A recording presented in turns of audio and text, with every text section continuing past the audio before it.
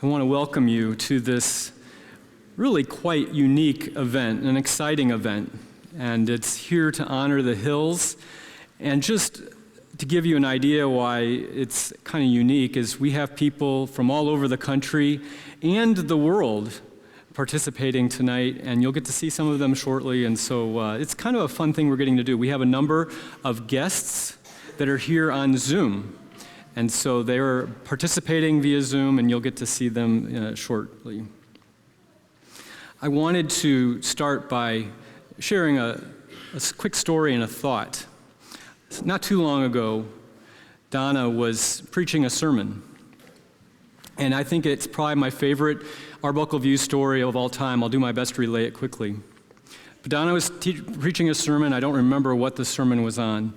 But what she chose to do was to start it by talking about her life. She's a lifelong Oklahoman. She's lived here in Oklahoma all her life, in the region all her life. And so she was talking about what this area was like before, all of us came. Most of this church are transplants. Most of us aren't all from here. And so we like to give the region good-hearted pokes. And one of the aspects that we give about a good-hearted poke at is the Arbuckle Mountains. And for those of you that have lived in mountainous regions, you can see why. But we talk about the Arbuckle Mountains and kind of joke about them being bumps or speed bumps or, they're really not mountains.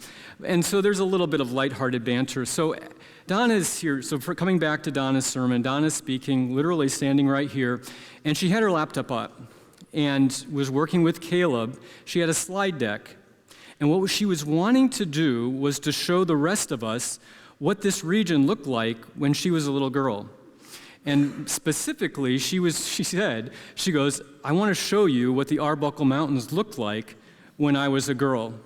And she hit the screen, and the screensaver had kicked in, and so the slide didn't come up. But what we did get to see was the visual of El Capitan.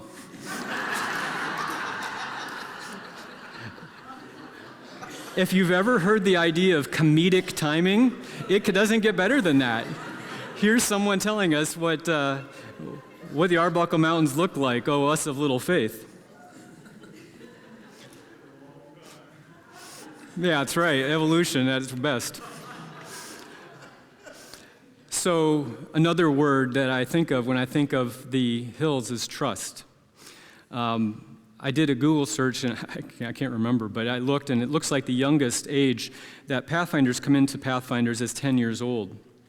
And so the thought of parents comfortably sending their kids off with a Pathfinder club, especially a 10-year-old Pathfinder, is a big deal. And yet, I remember very vividly how the level of confidence and trust that we had with Chuck and Donna. I remember getting the phone call when we heard that Austin had cut his leg severely with an axe. And there was really no fear at all. We're like, well, they're with the Hills. And now he still cut his leg, but there was just no real raise in blood pressure because they were with the Hills. And it's just not that story, but a collection of stories through 50 years of Pathfinder ministry where people trust you.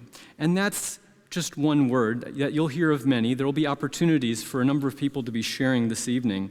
And it's an opportunity for us to share stories.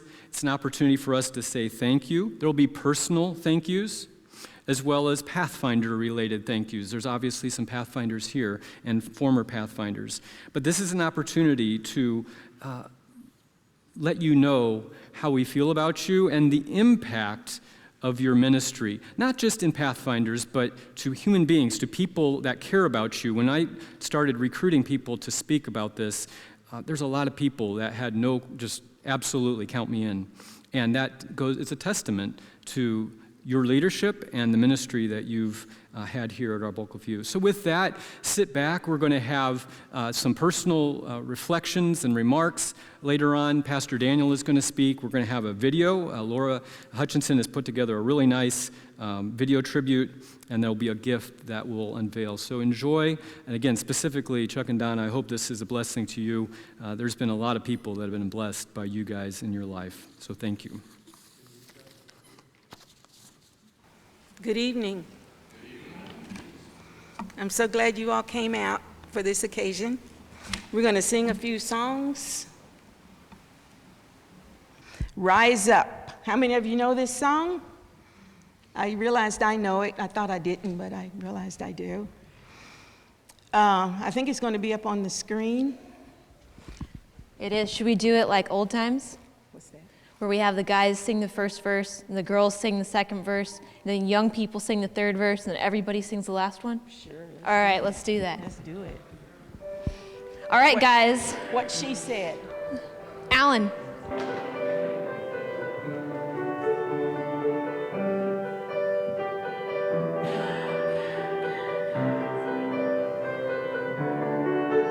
Rise up, O men of God, his kingdom tarries long. Bring in the day of brotherhood and in the night of wrong. Let women all rise up, have done with lesser things. Give heart and soul and mind and strength to serve the King of Kings. Rise up, the Lord is coming. Rise up, this is the day. Rise up and seize the moment. Rise up, O Church of Faith. Do we still count as young people? Okay. Come on, young people. Rise up, courageous youth, the church for you to wait. Her strength unequal to her task. Rise up and make her great. Rise up, the Lord is coming. Rise up, this is the day. Rise up and seize the moment. Rise up, O Church of Faith. Rise up, the Lord is calling. Rise up, this is the day. Rise up and seize the moment. Rise up, O Church of Faith. All right, everybody stand as we sing the last verse. Lift high the cross of Christ, tread where his feet have trod. Disciples of the Son of Man, rise up, O Church of God. Rise up, the Lord is calling. Rise up, this is the day. Rise up and seize the moment. Rise up, O Church of Faith.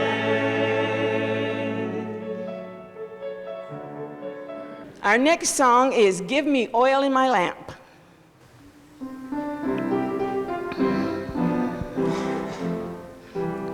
Give me oil in my lamp, keep me burning. Give me oil in my lamp, I pray. Give me oil in my lamp, keep me burning. Keep me burning till the break of day. Sing Hosanna, Hosanna, Hosanna to the King of Kings. Sing Hosanna, to the King. Make me a fisher of men, keep me sinking. Make me a fisher of men, I pray. Make me a fisher of men, keep me sinking. Seeking souls till Jesus comes again. Hosanna, Hosanna, Hosanna to the King of Kings. Sing Hosanna, Hosanna, sing Hosanna to the King. For our opening song, we're going to sing Majesty. If you please stand with me.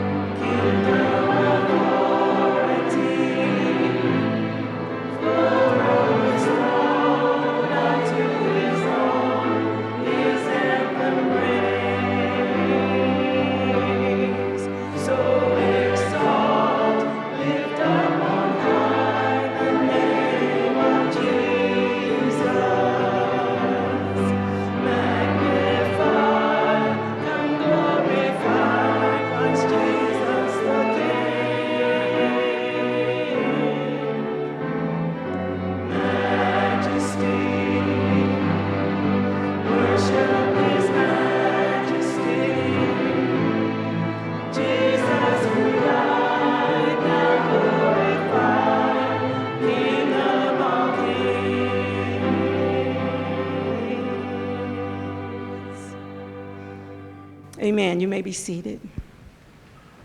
Well, good evening. I want to thank Chuck and Donna for giving me a reason to come down to Arbuckle View.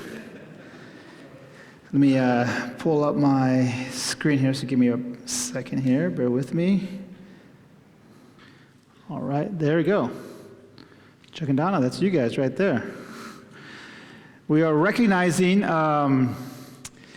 these two amazing people for some amazing work they've done over so many years. And I know we have a lot of people that are going to be sharing some experiences, talking about how they've been blessed and some of the growth that maybe they've had in their spiritual journey and their personal lives because of the ministry that Chuck and Donna have done. So I'm going to keep it short.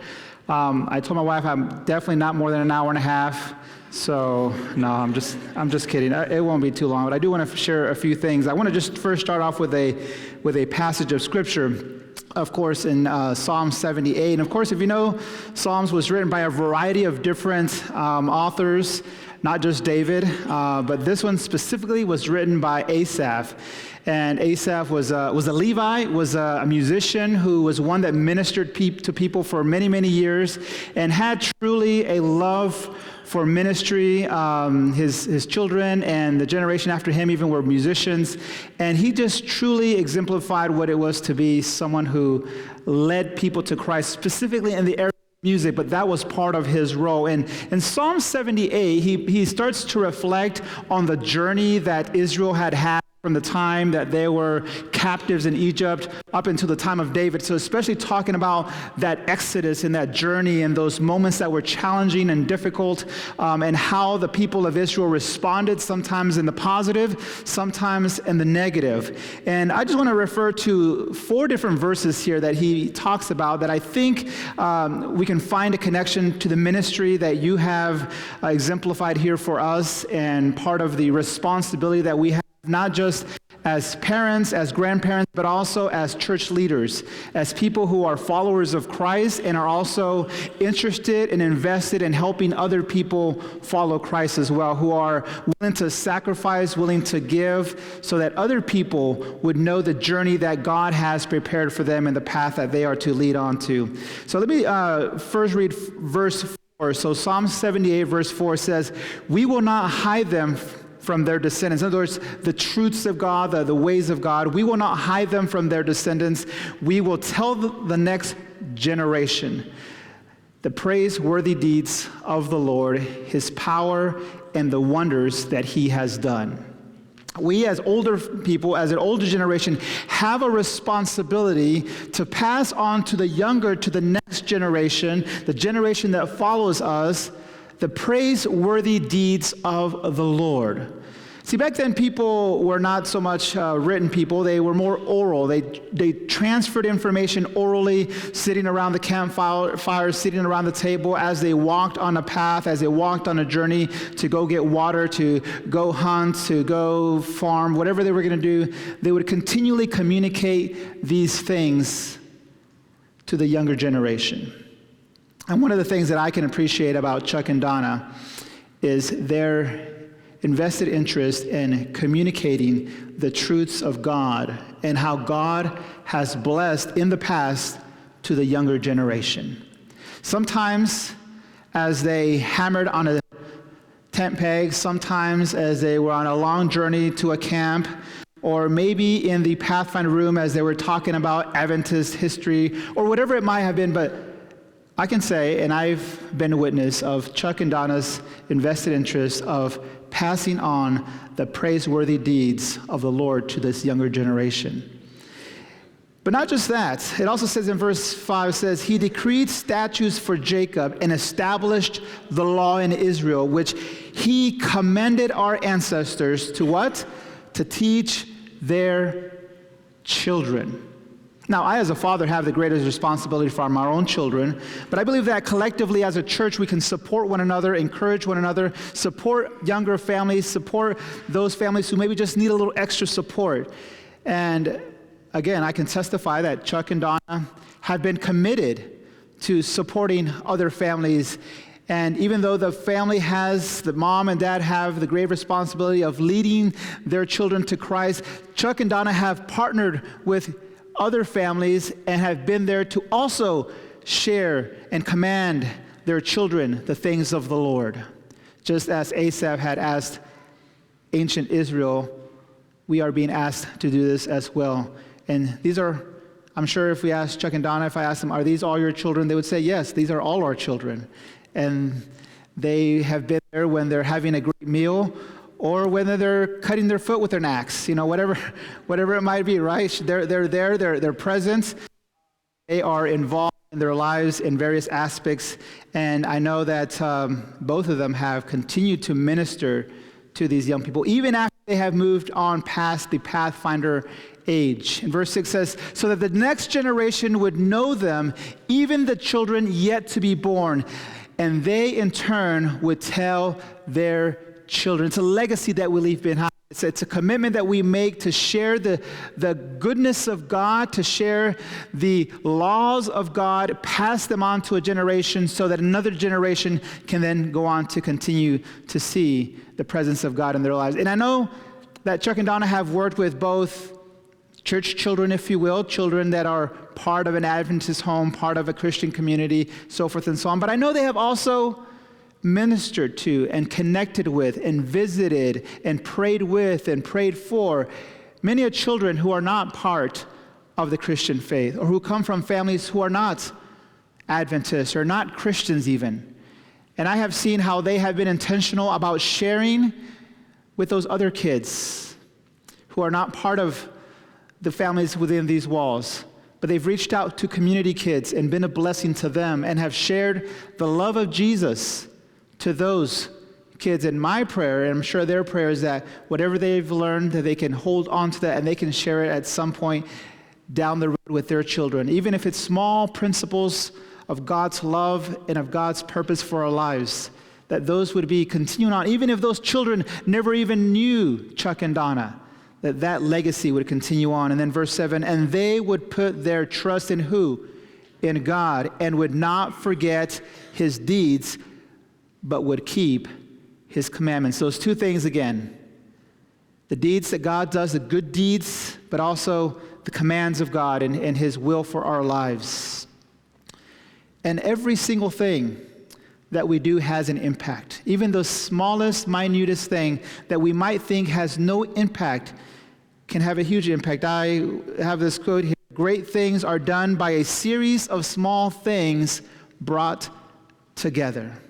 Chuck and Donna, maybe not a single one thing is the thing, but all of them collectively throughout the many years of your Christian journey of faith and of service paint a bigger picture. And maybe those small sentences, maybe those short drives on the road to a camp, maybe those moments by the fire, or maybe a small moment at a meal at your house because you had the kids over or whatever. All of those small things together collectively paint a bigger picture. Just a little while ago, as I was walking to my car, I found this penny. It's a penny from 2014, so if anybody's missing a penny from 2014, I have it. I'm happy to give it back to you. I don't have to keep it unless you want to donate it to me. I currently don't have a job, so I'm happy maybe could use it. But there's a gentleman who took a lot of pennies, small pennies, just like the one on the picture there, and just like the one here. See, that one's there from 1909. Is that when you were born, Chuck? Is that pretty close? No, I'm just kidding. You were a little later. You were a little later. You're a little later, Chuck. He's not that old, at least 19 teens at least. But one penny in itself, it shows a small picture. Of course, we know Abraham, the 16th president of the United States of America. It's just a round object. But you begin to put those pennies together. You begin to maybe take some that are a little darker, some that are a little lighter, and you begin to assort them and assign them in a particular way, in a way that only God knows how to orchestrate and move around and time correctly and the right placing and all these different things. And as you put all those pennies together, just as Richard did a few years back, he put all these pennies together and he created yet a greater Abraham, a bigger picture. These are how many? 24,500 Lincoln pennies. By taking the darker looking and the lighter looking ones and sorting them out just right, you create a bigger picture. So Chuck and Donna, sometimes one single act, some of the things that you sacrificed and maybe you felt wasn't making an impact, or maybe there's one particular kid who you worked with a lot and you just felt like the needle wasn't moving in any way, shape, or form. I just want you to be assured that the overall scheme, the overall picture, we see the good deeds of God in the ministry that you have faithfully displayed over so many years. And in the same way that people go and look at this piece of art, and again, they're just pennies, and one would think, oh, a penny, people leave them on the parking lot for other people to pick up, right? They drop them and they see them and they pass them by, but collectively, when you put it all together, you can see how wonderful our God is and how he uses every single bit of faithfulness to compile something great. And I want to share just two small little experiences that I've had with Chuck and Donna that are very small. One would say maybe insignificant and not a great thing in the whole scheme of things, but at least for me, they were an impact. And as much as they were an impact for me, who at that point I was a rookie pastor here in the Arbuckle View District, I remember on one occasion when I recently had moved over to Davis from Sulphur, from the house we were renting, and we were over there just kind of getting our house fixed up, and Chuck gave us the idea of turning our attic into a bedroom. And of course, Chuck being an engineer, he told us how it would work and the truss and the beams and where we would have to cut and put all these different things. And on one day, I was just there helping him, just kind of been his little helper, passing him tools here and there, type of a thing. And there he was, hammering away, screwing things with his drill and all this. And then he needed another nail, and there was a bag of nails, and they were almost gone, and there was one last nail. And Chuck said, "Is there one more nail?" Because he needed just one more place to hit a nail. And I said, "Yeah, there's one, but it's not a good one. It's bent." Because for me, as a unskilled carpenter, this was not very helpful for me because I would not know how to fix the nail. So he said, and he took the nail from me, and I don't remember the exact wording, but something along the lines, any bent nail in the right hands is a useful nail. So he took that nail, he kind of gave it a few little taps, right, turn it, and then 1, 2, and there. And he looked at me, he said, "You see?" And he went on to the... He went on to the next thing. I don't know if he remembers that or not, but I remember that pretty well. And, that, I don't know if he was teaching me a lesson. I don't know if it was just a coincidental thing that he said that it just happened to be something that needed to be said, or he had some really deep thought of a reason why he told me that. But anyway, it stuck. So whether he was trying to or not, it definitely worked. But I think of Chuck as someone who was always very resourceful.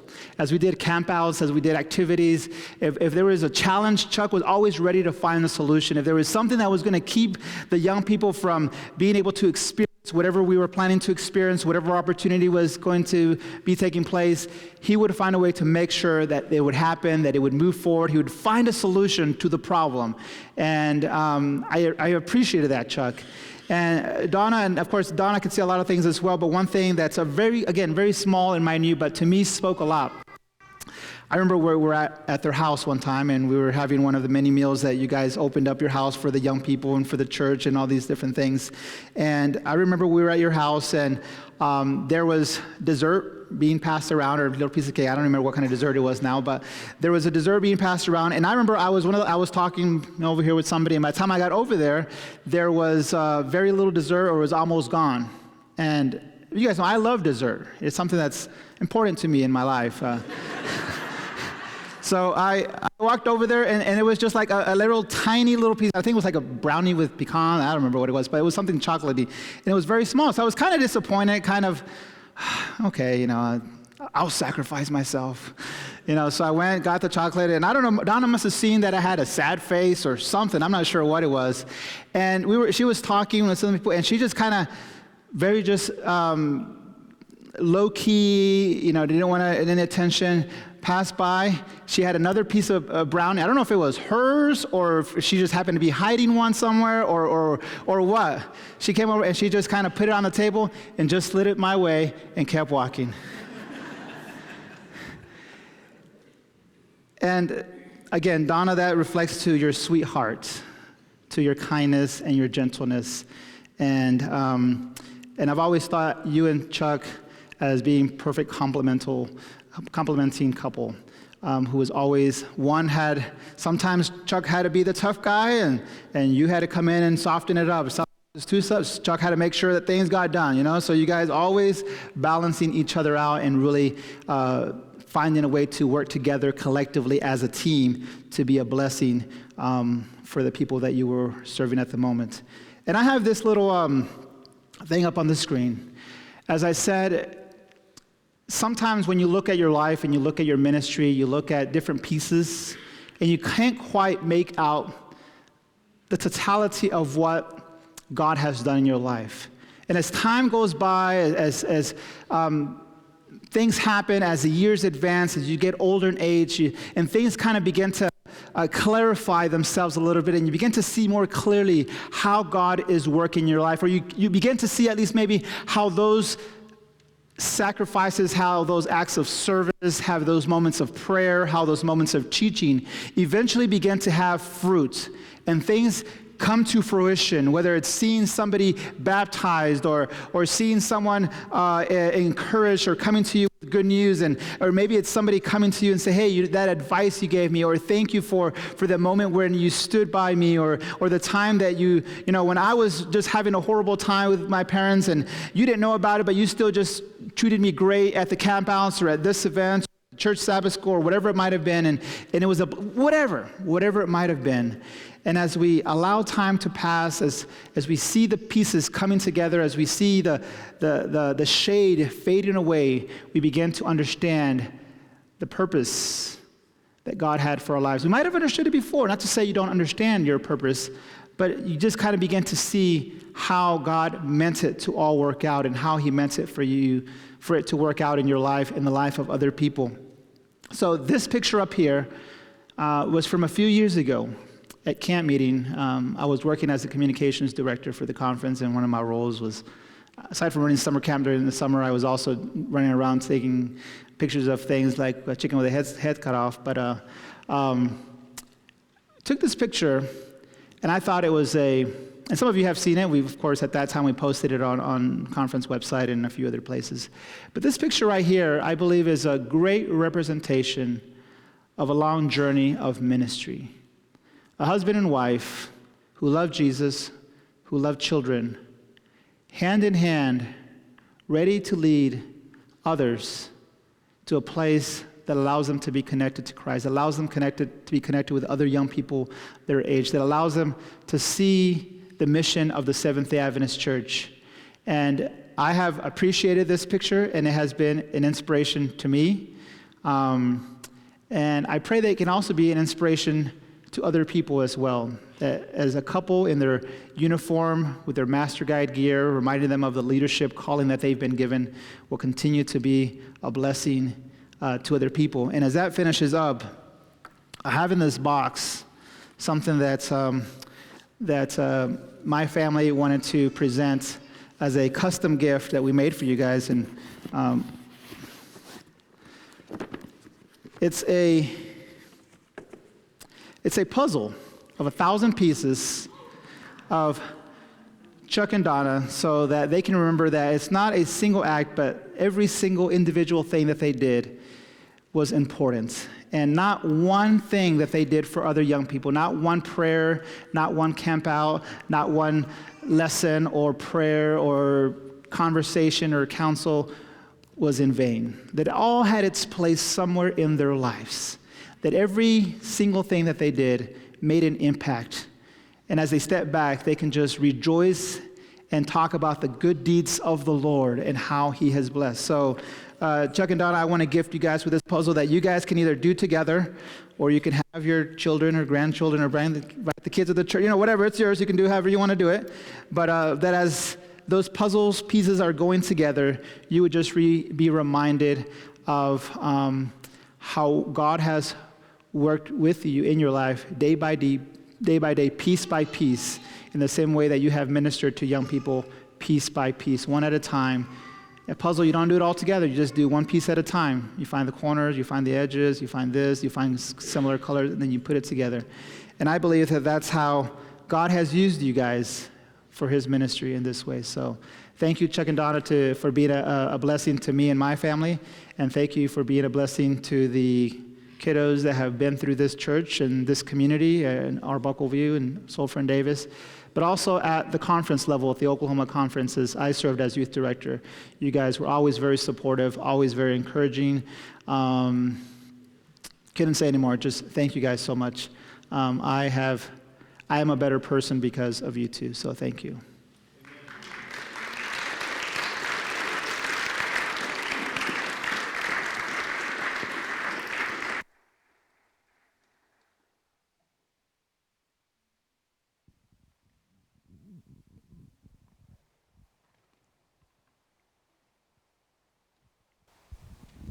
Well, it's our privilege to put some of those pieces together in a timeline.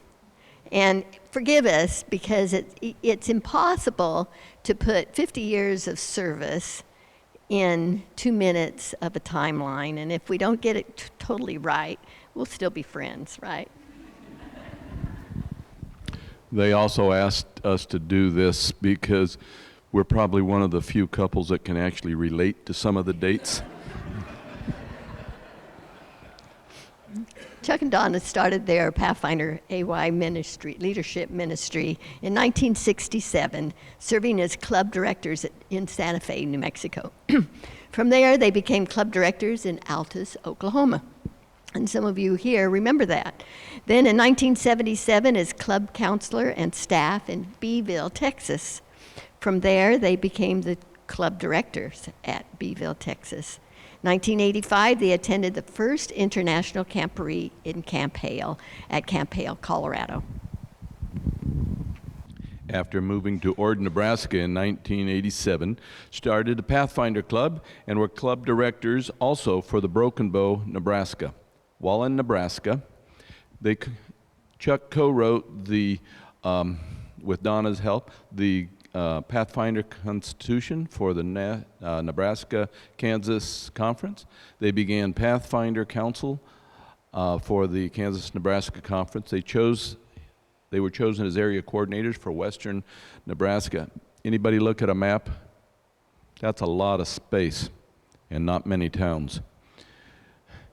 Chuck was elected as council chairman for the Kansas-Nebraska Conference, where he served from 1987 through 1994.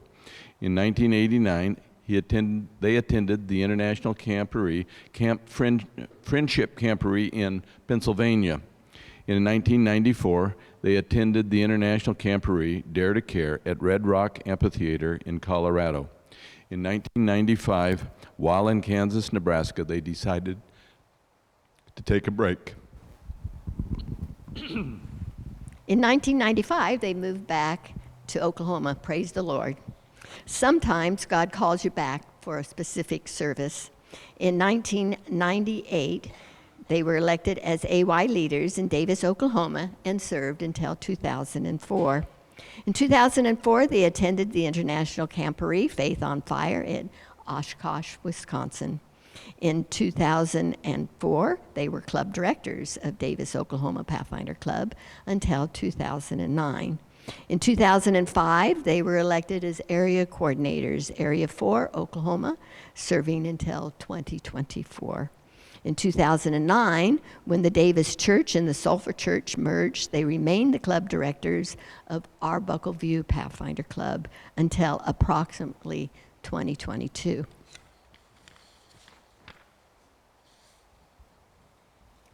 In 2009, they attended the International Camporee Courage to Stand at Oshkosh, Wisconsin. In 2012, they attended the Northern Asia Pacific Division in Korea. And we were trying to figure out what the name of that one was, but Donna and I don't think they ever did a specific name for it. In 2014, they attended the International Camporee Forever Faithful at Oshkosh, Wisconsin. In 2017, they attended the North Asian Pacific Division Camporee Contact that was held in Taiwan. We went into Korea, did some work there, and then went over to Taiwan, where their grandson, Easton Becker, attended with them. In 2019, they attended the International Camporee Chosen at Oshkosh, Wisconsin. In 2023, they attended, once again, the North Asian Pacific Division, Korea, focusing on vision. And in 2024, they attended the International Camporee, Believe in the Promise, at Gillette, Wyoming. In between and amongst all these things, they attended countless club campouts, setting up countless campsites and preparing countless meals, and organized and the layout for many union camporees and all of the international camporees for the union.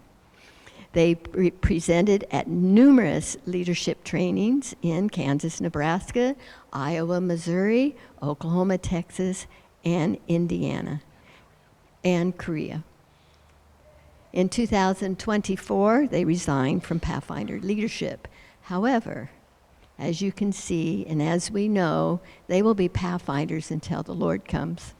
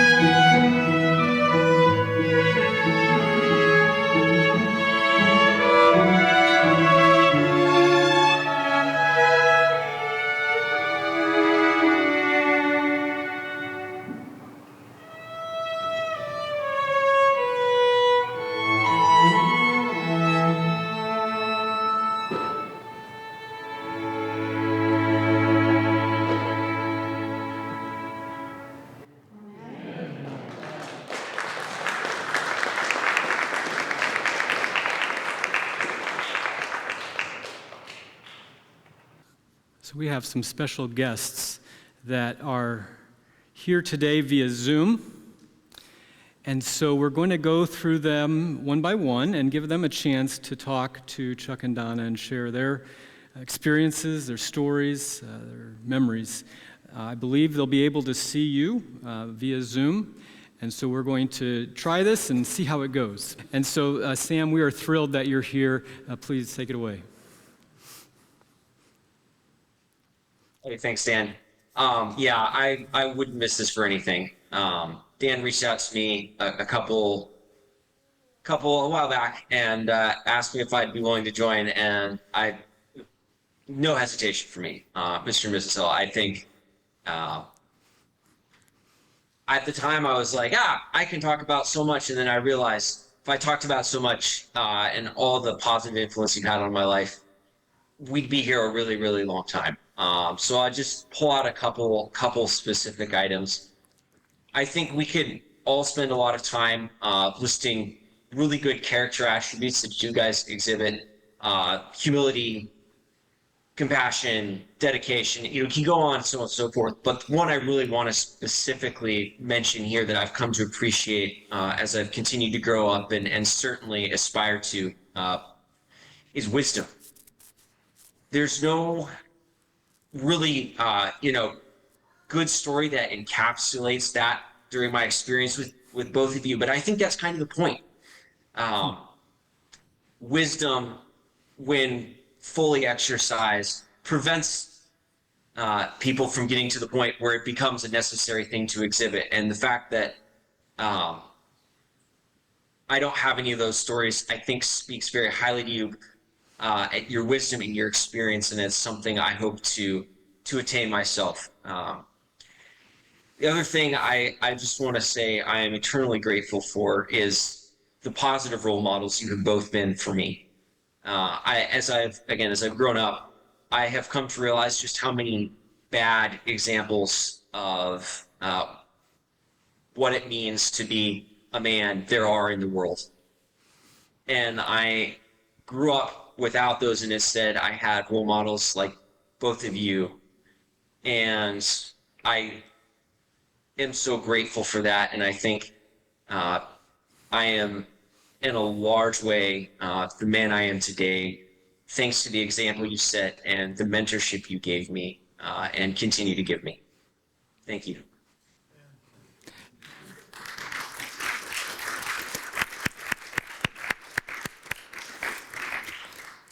Thank you, Sam. That was very well said. Thank you.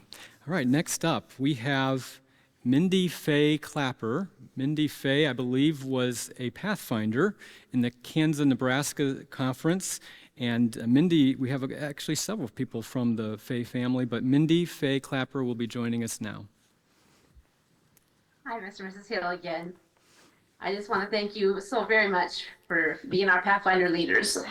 And, you realize as an adult now how much of a sacrifice you made for us. And the sacrifice of your time and your energy and all of the personal resources that you must have used to minister to us. The many, many hours that you would have spent preparing to teach us and preparing for Camporees, all the packing that you did ahead of time. I just want to thank you for all of your organization. That was amazing. Looking back at it now, all the little details that we never realized that you put into it. Thank you for all the items that you built and made our club stand out, like the food boxes, the compass game, the semaphore flags, the stilts. Remember the stilts? And who could forget, Mr. Hill, you being Goliath and the Goliath costume and your sword and your armor. And we took that on the road to present the Bible story of Goliath to other churches. It was pretty popular, I think. So I remember all the New Year's parties at your home, and Mrs. Hill, you making your big, it seemed huge, bowl of puppy chow for all of us. And I remember Mrs. Hill, you saying, being so happy that you finally had a house that you could invite so many people to, and staying up all night and watching the sun come up at your house. The etiquette banquets that you taught us, I still use some of those tips today. and all the spaghetti dinners that we did for our parents to thank them and for church members. Mrs. Hill, your smile and your laugh that came so easily. Dad always said that you were a true lady. I remember you had a big pot that you would bring and you would make macaroni and cheese at church. And it was real macaroni and cheese. You would cut up the cheese. I can remember all the cheese you would cut up. And you said that part of the fun of potluck was the women being in the kitchen and talking and bonding together. And I thought that was so neat. You said, don't rush that part, because the being together with the women is just as important as the food that we eat. I want to thank you for all of the wedding anniversaries that you spent with us Pathfinders.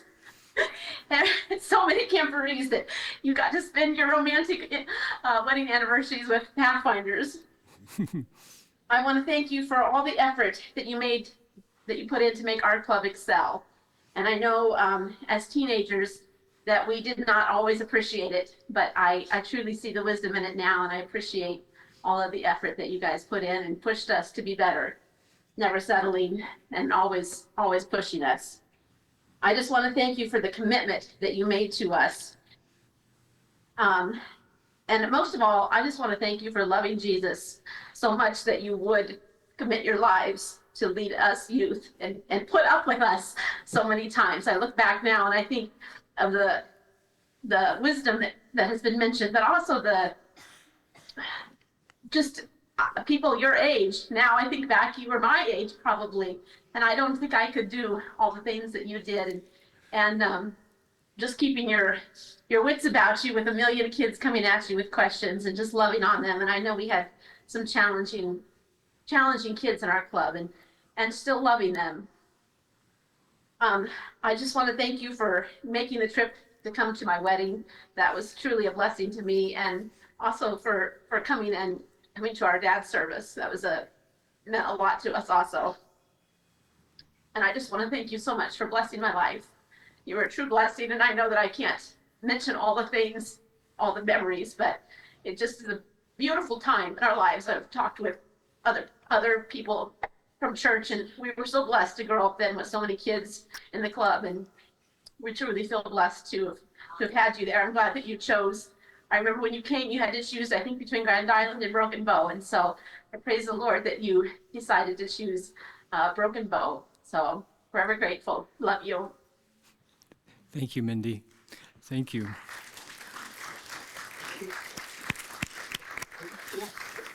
Examples of impact. We'll be having a Goliath sermon next month, I imagine, right? All right, Karen, we have Karen Fay, who will be joining us now. Karen, thank you. She's also joining from Nebraska. Story I wanted to tell was Mr. Hill. I had heard all the time that he was the leader. When we went on a camporee, he was in the lead vehicle and everybody had to follow. Well, we were going to Kansas, and I got the map out, and I figured and found a shorter way, less miles. And so I talked to Mr. Hill, and he said, okay, he would let me lead. So I led the way down there. But when we got all packed up and ready to go, he got in the lead vehicle, took us home the same way we always went. So, but he let me do it. I appreciate that. And then all the preparation you guys did to get ready. Oh my, it just, and I remember we helped you unload, and we put everything in your garage. And it was just the way you had it so that everything fit. And it was up there and above your vehicles, stayed there till the next camporee. But everything had a place. Mindy mentioned the get-togethers at your house. Those were great. I remember cooking at the camporees, Mrs. Hill, and you always asked me, do you think this is enough spaghetti? And I'd always say, no, throw some more in. And we had leftovers like crazy. You probably should have just never asked me. But I appreciate the Bible time that you spent with the Pathfinders and the class that you held to prepare them for baptism. That was fantastic. And of course, the two camporees that we went on in Colorado and Missouri, the places we went, lots and lots of lovely memories. It's always fun. And I remember Mrs. Hill she loaded her flowers and plants, so we always had to go to the botanical gardens. And I remember the Pathfinder said, we're going to Mrs. Hill's plant place. But it was enjoyable. there was where we would also went rappelling, and oh my, I was scared to death, and I think it probably aged me. I really do. But we all made it. Now, the other story I want to tell is you went down early to prepare for a camporee in Kansas, and you took Max J and Garth with you. And nobody had told you that Garth was that time was having nightmares, and Max was sleepwalking. But I remember you called and said, nobody warned me. I guess Garth got to screaming and woke you up. So, but anyhow, everything that you did is so special to us. And I agree with Mindy. So I'm so glad you came to Broken Bow. I'm so glad that God has led you all these years. Congratulations on 50 years. There's so much more I could say, but thank you, thank you. Love you much. Thank you, Karen.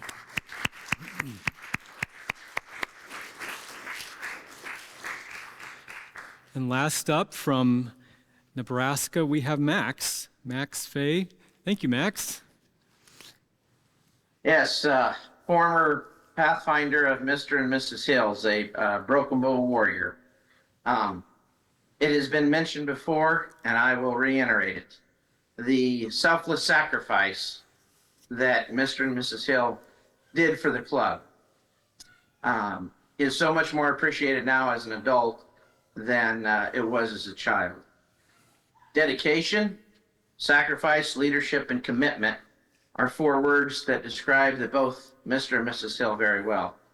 Mr. Hill, your leadership by example of how to conduct yourself as a man, the time you put in teaching us honors. I still have a set of stilts at home, and from time to time I will climb on them and just walk across the shop. The trip to Kansas that Mom mentioned, I believe, in addition to Garth and I's issues, I think the water pump went out of your Ford, if I remember correctly, and slowed things down. Another story, now this is not my story, but predating GPS and Google Maps, when you took the Broken Bow Club to the Friendship Camporee, I believe Don Reinell was driving the van behind you guys, and Mr. Hill turned the blinker on, but it never came off, and he drove a long ways through a very large town with the blinker going, and Don said, you know how hard it is to anticipate every turn when Mr. Hill is focused and heading to the place we're going. Mrs. Hill, as mentioned, again, a very classy lady. Very classy. Your food. You were the first person to get me to eat spinach in the form of your delicious spinach bowl. I have since learned to appreciate it in other forms. Best mac and cheese, bar none, for sure. Your Indian dress that you had made and were so proud of to teach us about that. Your time in Broken Bow may have been short compared to the other places you were at, but the impact you left on us, the way to cherish a relationship with Jesus, leading by example, I can't thank you enough for what you did for my life and the people in Broken Bow. I love you both, Mr. and Mrs. Hill, and God bless you, and congratulations on your service.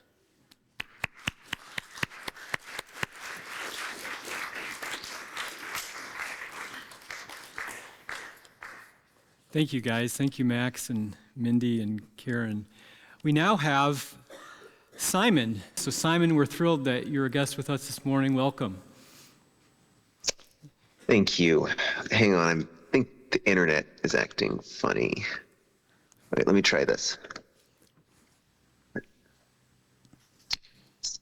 Oh, come on, Hill. Oh, that worked.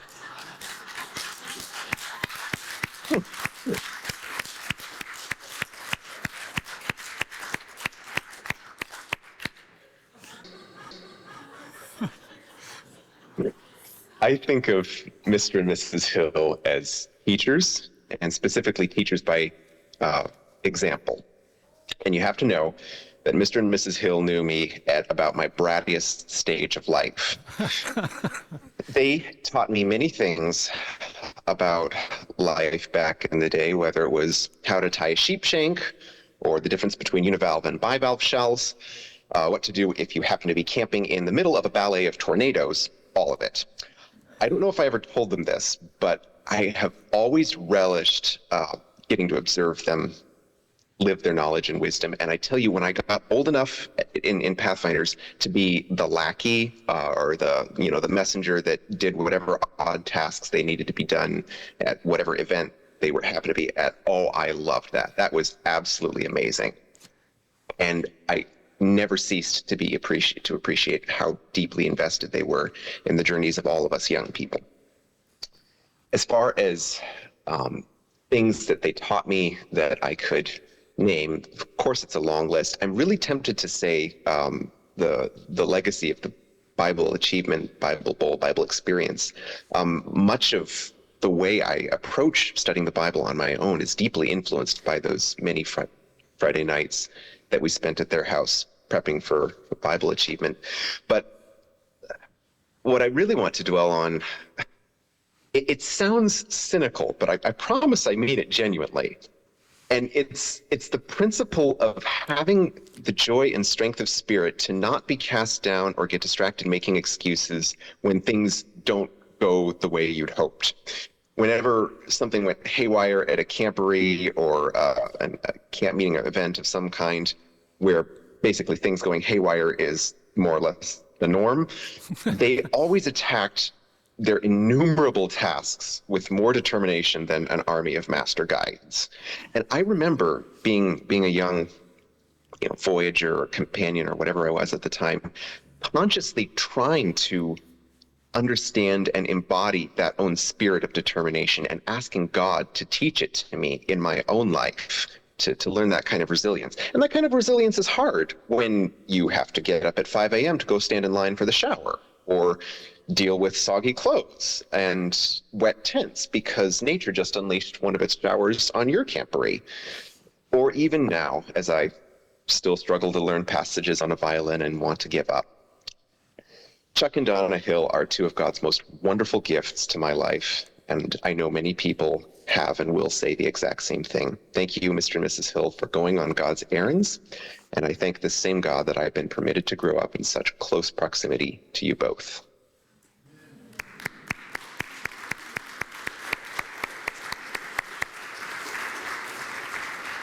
Thank you, Simon. Very well said. All right, we have another guest joining us from Oregon. We have Scott Hill, and by the last name you may surmise that they are related, and that, in fact, that is true. Scott, welcome. We're glad you're here. Hello. Yeah, we are related. We're cousins. Anyway, I just wanted to say, sound like you've done a very, very wonderful job. A lot of accomplishments, super successful. I like listening to the stories. I just have one thing in the Bible that I wanted to say. It comes from Matthew, chapter 4, the verses between 18 and 22. I say Jesus is probably very proud of what you guys have accomplished. He went to the shore, called for his disciples, and asked them to he would teach them to become fishers of men. So you guys have done that very well, Chuck and Donna. It sounds your stories, your influence has gone worldwide. And just want to say congratulations. Your influence will continue on for a very long time. So anyway, I just want to tell one story. Last camporee at Gillette, riding around with Chuck in the wagon. He's asked me why people are clapping at us. And he says, you might want to look at the sign behind our anniversary. Wanted to congratulate us on our anniversary while two of us are riding around in his chariot. Everybody's waving at us, laughing, telling us congratulations. And little did I know that we were being congratulated because we were married now on our anniversary at Gillette. Great example for Pathfinders, I suppose. So anyway, just want to say thanks for the great experience. You've done a wonderful job with the Pathfinders, and continue on.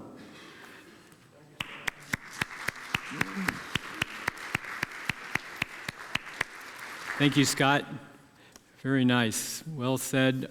We have another guest that's joining via video. Brandon Clay was not able to be here or be on Zoom, but he did send this video. And so I'll give Caleb a second to cue it up and share what Brandon had to say. Hello, Mr. and Mrs. Hill. Hope everyone's doing all right. Just wanted to say a couple words of appreciation. I know that you guys had a huge impact on not only my life, but my siblings and other people that I grew up with. And I think you helped foster those connections. We got to learn so many different skills and knot tying, just random things that people are always shocked whenever I'm talking to them and I know some random thing or skill. They're like, "Where did you learn that?" And I can always say, that I learned that in Pathfinders. And I also learned a lot of valuable skills from both of you in terms of leadership, dealing with people. I feel like in my professional career as well, being able to deal with public speaking and talking to people, that was a skill I really picked up in Pathfinders. I think I wouldn't have that kind of ability. And currently in my current role, I talk to a lot of different customers and clients, and my boss is always really impressed with my ability to interface with people. And I think that Pathfinders was that was the kind of one of the starting points of me doing that, and it has been something that will stick with me for the rest of my life. There's other skills and memories that I have. Camping and raining while camping. That's a big one. I still don't know if I really like going out in the outdoors if it's any chance of rain. I prefer to make sure that there's clear skies. And then also the other one is like with raining and camping, make sure you dry out your tent in your garage or whatever. I've got a big canvas tent that I got. I don't use it very often, but a lot of those camping skills, I get to teach my wife how to do different types of things that she never got to experience, and teach her some of my Pathfinder lessons whenever we do adventures in the Arkansas area. But anyways, hopefully sometime we get to come down and see both of you guys and maybe have lunch or something. But there's really not I just have endless stories about the two of you and my Pathfinder experience. And will always be appreciative and grateful for everything that you did for me and my siblings.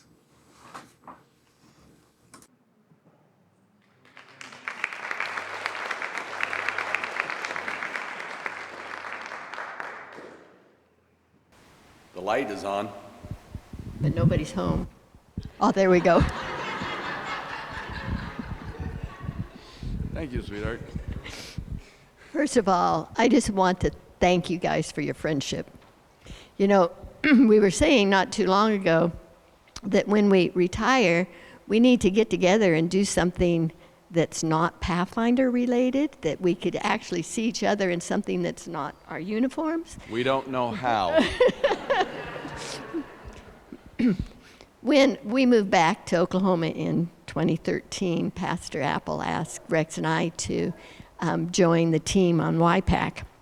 And the very first meeting, Rex and Chuck sat next to each other. Chuck is a bad influence. When we got in the car to go home, I said, "Rex, you cannot sit by Chuck in those meetings anymore. You two are too disruptive." They were disruptive. And so he's just looking at me. So the next YPAC meeting, I'm going in the door and Donna comes up beside me and she says, "We need to keep our husbands separated." I just love that. I said, "Great minds think alike, Donna." Just another quick memory. It seemed that we always got to have the midnight duty of showers and bathrooms at Camp Reese.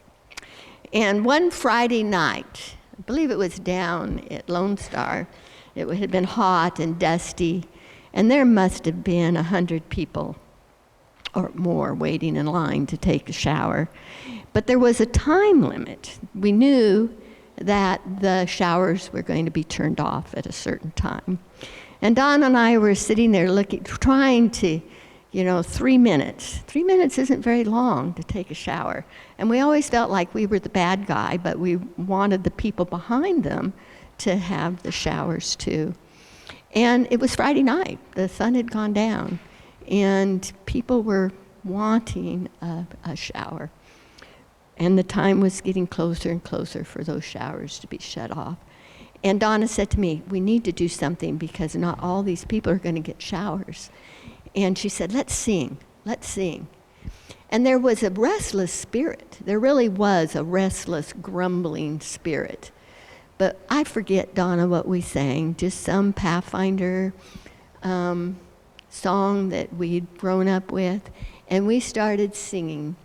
And I believe the Holy Spirit just came and people started singing. And when it was time to shut those showers down, there wasn't a grumbling. There wasn't a complaining. And I believe that the Spirit just gave Donna that idea that we could share those songs with the people in line.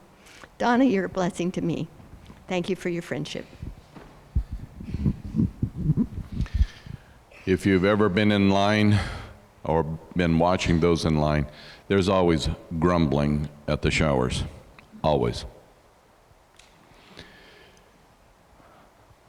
I'm going to talk about a camp out. A few years back, there was a process in Oklahoma conference where the TLTs, which are leaders in training, one year we would have them out at camp and we would do some of the etiquette, finer things in life. Another year we would go do some special event with high ropes and this sort of thing. Well, this year was the time we were going to do rough camping. No water, you remember that, Danielle, don't you? Yes. We could bring tents and you could bring a sleeping bag. And I came down and I had the dubious honor of sharing a tent with Chuck.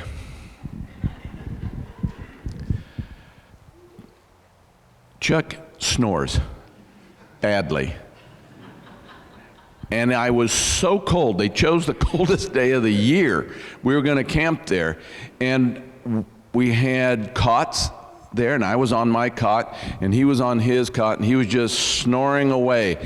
And next to our tent was another tent. And I'm trying to sleep. It's not working. And I hear this voice, Chuck.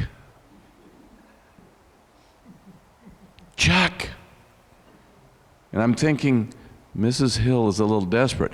Chuck. Chuck. And I finally decided that I would solve the problem. I took my leg out of my sleeping bag and I kicked the cot. And what's wrong? And I said, you need to answer your wife. Something's wrong. Come to find out that Donna's cot had folded up and broken, and she was stuck inside the cot with a sleeping bag and could not get out. And so, yeah, she couldn't even get Danielle and company to wake up. Very good, girl. So we finally got Chuck headed to the next tent, and I'm thinking to myself, if I roll over, wrap up in the sleeping bag, I may be able to get to sleep before he returns and starts snoring again. It was a cold, cold night. But I guess he solved the problem, right? But that's what it was at their house and their property. They were always letting their property be used for these young people to come and to learn lessons about camping or about life. And we always appreciated that. Thank you, guys. We love you very, very much.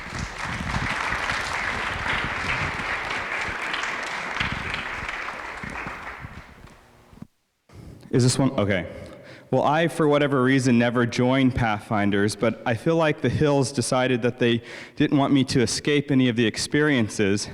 And one day I got a call from Mrs. Hill saying, hey, there's this canoe trip that's going to happen up on the Buffalo River, and it's March.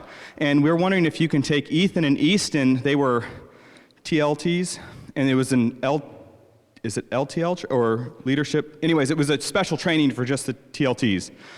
And I'm like, but I've never been a part of Pathfinders. And they're like, well, we think you'll do fine.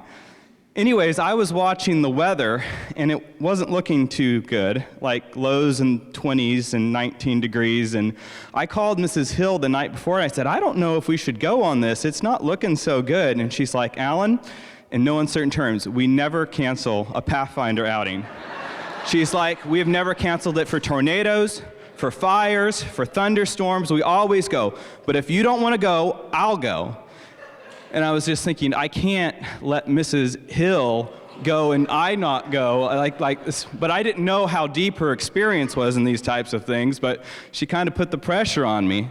And so, anyways, so Ethan and Easton and I drive up there, and we get there, and we camp the first night. The weather's pretty good, and the next morning, they saddle up all the canoes, they parse them out to people, and I was with a pastor from Norman that was very unexperienced, and he's like, I don't want to fall in the water. I don't want to fall in the water. The second bend in the river, we go over into the water, and I think he ruined his phone. He'd pulled it out. He was taking pictures or something, and he was distracted, and we were going around a quarter, and we fell in. We were the first to fall into that river, and it was cold, and we were like, woo, woo, type of thing. Anyways, so we get through, survive pretty much to the last day, and everyone was pretty tired, and they were wanting to just get done with it. It had rained a few times. Rain is a very Pathfinder thing. And anyways, so people had been capsizing that day repeatedly. And one of the times, I think we had 3 canoes capsize at the same time. There was this really rough rapids, and I remember not feeling too good about this, and we were riding right along with another canoe right here, these 2 guys, and they got right in the middle of a trough, and they just swamped and just went down. The whole canoe went down, and another one went down. We had about 6 Pathfinders with canoes that getting washed down and everything, and but Ethan and Easton, they were just prepared. They knew what to do. And they quickly went down river, and I didn't even tell them, I didn't know this, they started a fire, and they started fishing Pathfinders out of the river, and got them all warmed up, and everyone was just like, we should just push to the end. And so we tried to divide the strong canoers with the weaker canoers to get down, and poor Ethan got separated from his gear, and it got dark, and we got separated. So part of the group went down the river, and part of the route stayed up the river, but Ethan didn't have any of his supplies because they were with Easton's canoe, and because he was a stronger canoer, gotten separated from his stuff. And but I had my stuff still, so we both got into that tent that night, and Ethan and I were like laying next to each other there, and all of a sudden I feel Ethan's body going like this, shaking on me because he was so cold. And I'm just like, what did Mr. and Mrs. Hill get me into here? And anyways, we ended up sleeping outside by a fire, and thankfully one of our people had a machete, and I ended up chopping firewood all night to keep the fire going because we'd lost our axes down the river with Easton's canoe. Always have your own stuff is the rule of the game. But anyways, we about died. I just seeing how Ethan and Easton dealt with that, and seeing the quality of the young people that they were and how they took responsibility. And I knew that was because they'd done so many things with Mr. and Mrs. Hill. And they were the best Pathfinders on that trip. And I was glad to be associated with them. But Mr. and Mrs. Hill have been so helpful, even if I wasn't a part of Pathfinder, except for that one event where you made sure I had a good experience. All the help that you have been to our family and to me personally throughout the years, and even recently with my house, thank you so much.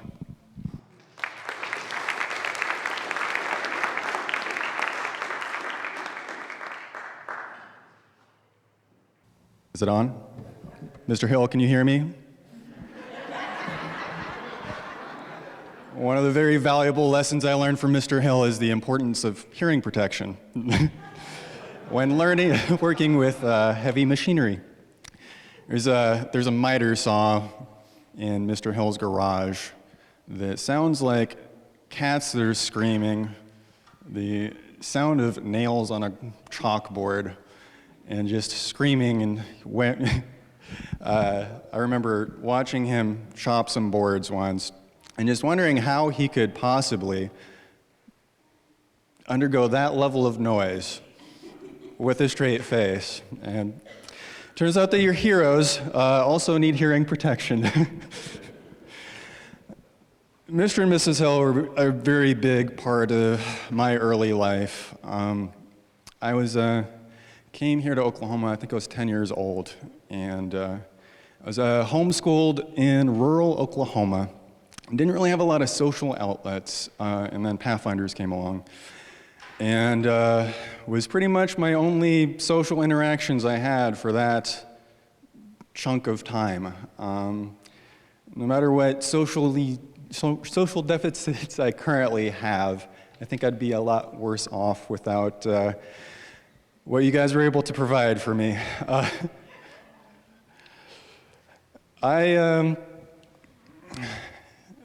You guys are there for a lot of first things in my life. You're there for my first international excursion to South Korea. You're there for my first time ever doing a sermon up on stage. My first realization that I hate public speaking. And I think you really broadened the horizons that I was able to have as a young person. You really taught me the value of hard work, the value of working behind the scenes so that other people can have a good time. So the sheer amount of work that Mr. and Mrs. Hill put into Camporees, it's astounding. People don't understand when they get there, they're working dawn till dusk to have the kids have as good of a time as they possibly can. Like our little group of Pathfinders basically had a Gucci setup. It was the best setup out of any of the other Pathfinder groups because they just really made a lot of time to set out just to make sure that they had a good time. I don't really know who I would have been if it wasn't for you guys, but you were a very significant part of my formative years, and for that I really have to thank you.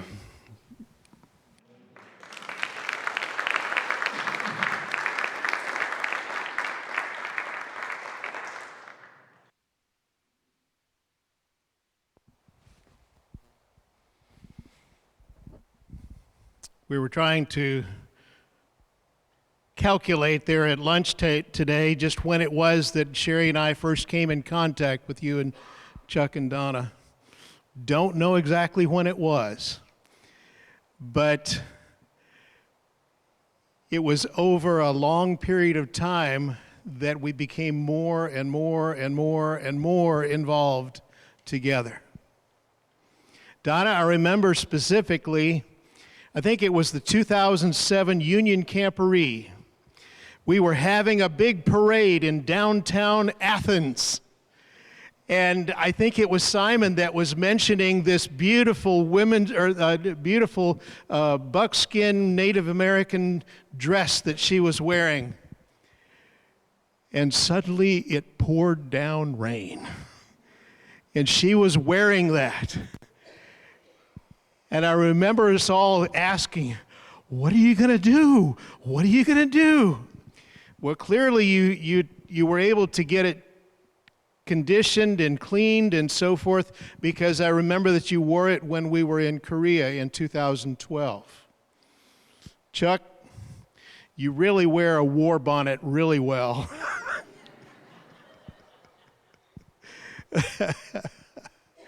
But there's another memory that I have. It's not funny. It was very difficult. Chuck, I forget which camporee it was, but it was the first year that you put up the war bonnet at the Oshkosh camporee. And Sabbath afternoon, I think it was, Friday evening, a terrible windstorm came up. And they had the war bonnet. It was in position, and they had some of the flags that were up on it, and it was causing the war bonnet framework to start going down. It was about to go over, and many of us were over there trying to help out, and it was a beautiful war bonnet. And after the wind and everything got put back in place, oh, what a beautiful thing. What a beautiful thing.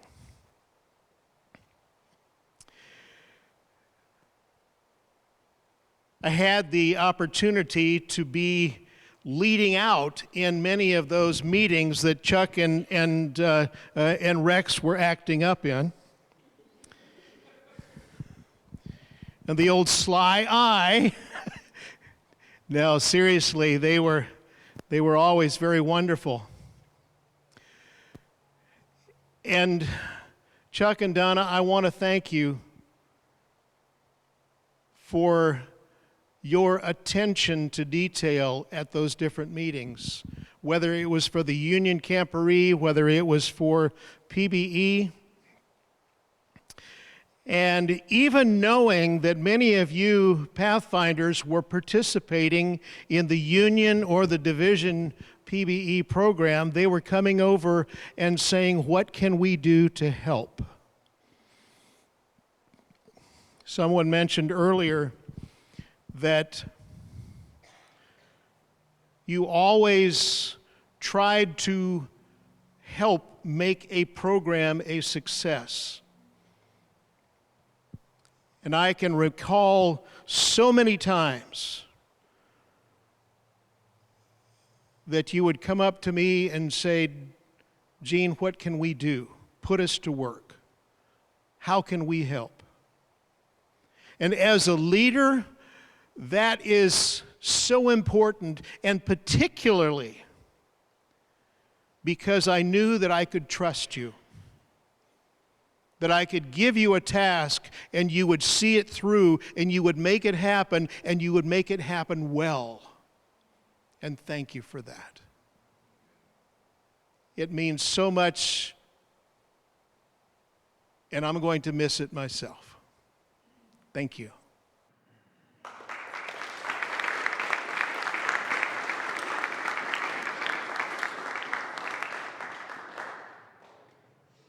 I don't know Chuck and Donna from Pathfinders. Our children were always very young when we were together, but we've been chasing each other around since the 70s. In 1972, I married Judy. I was only 19 years old. Really didn't know what I was doing, but we figured it out eventually. But Chuck and Donna were there. I'm from Altus, Oklahoma. It's a good place to be from. Some people would say away from. But Chuck and Donna were sent there by the Bureau of Reclamation to build a lake nearby Altus, Oklahoma. So we were there together till about 73 when I moved to Keene, Texas to finish my degree in medical technology. And then I was offered a job in Beeville, Texas, where my brother was already working at a hospital. And so I located down there in around 1976. And shortly after that, they were sent down that way to build another lake, and called Three Rivers, and it was near Beeville. And so we went to the same church there, and that's where my two daughters were born, and Chuck and Donna saw them both there. And then in 1981, I moved back to Altus for 10 years and worked at the hospital there. So we were they took a jaunt off to Nebraska somewhere, I guess, after that. And then here we are again. I moved over here to Ardmore in '92, and they said y'all came in '93 back to hometown base, Davis. So we've been kind of looping around the country with each other, and it's always been a blessing. You know, Chuck and Donna, you hear the name, it's almost like one person with two names. And it's never just Chuck or just Donna, but they're the go-to people. In any situation you want to know something, go ask Chuck or Donna.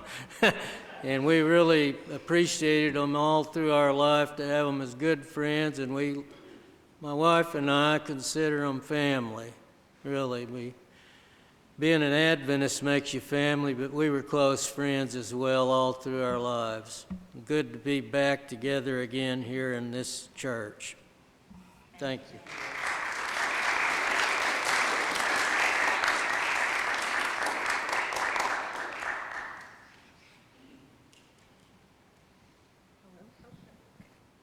Hello? Oh, there we go. So the Hills have been a part of my life for, I think, almost as long as I can remember, because we moved to Oklahoma when I was 5 or 6, and so you're barely sentient at that point. So there's really not much of my life that I can remember that they haven't been there for me. Some of my fondest memories growing up were campouts, Friday nights at their house studying for PBE, so many Wednesday nights spent in Pathfinder meetings, and traveling to other countries with them. I went to both Taiwan and Korea, which is awesome. I really don't think that I would be the person that I am today without their leadership, without their encouragement. I wouldn't have the relationship with God that I have now without them. In college, I did a lot of leadership, and I was involved in clubs, and I was on SA Senate and things like that. And I think I had the ability to do that because they pushed me to be a TLT. They pushed me to be a part of leadership. They taught me how to be a leader.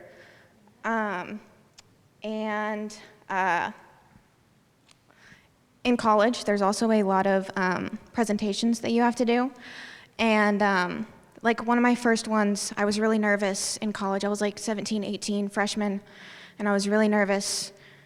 And then I thought, you know what, actually, it's not gonna be that bad, because if I can stand up in my church or at Wowoka with the blinding lights on me and staring at a bunch of people, I think that I can talk in front of my 15 classmates. I'll be good. And another thing, sorry, I have some stuff written down here so I don't ramble on too much.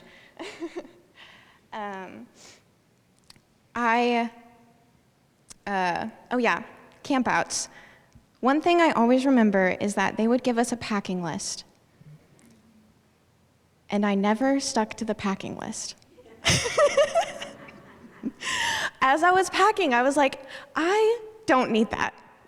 There is no way that I am going to need that one super specific thing.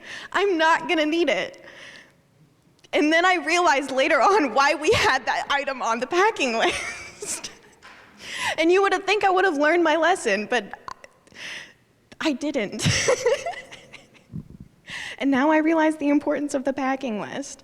One last thing is I just want to say that I admire how much patience these two people have, because I personally have never taught a 12-year-old how to start a fire, but I can't imagine it's that fun, especially trying to teach multiple 12-year-olds how to start a fire. There's so many things that I remember them trying to teach me that I feel like so many people would have given up on, like trying to teach these kids on how to tie knots, how to, start fires, how to do all these very specific camping things. And I feel like so many people would have given up after I asked so many times, wait, hold on, wait, what, can you please do it again? I'm so sorry, I was paying attention, I promise, but I'm gonna need you to show me again. Many, many times, and so many people wouldn't have given up, but they didn't, and I admire that so much, and I aspire to have even an ounce of that amount of patience. So thank you guys so much.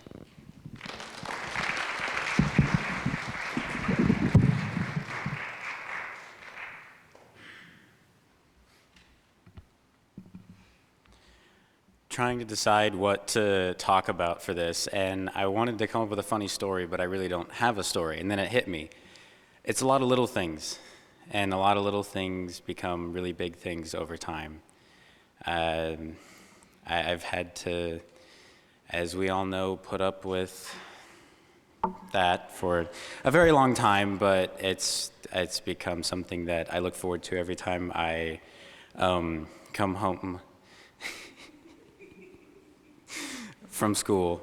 One of my favorite things that I'm still fortunate to do is whenever we have lunch every Sunday.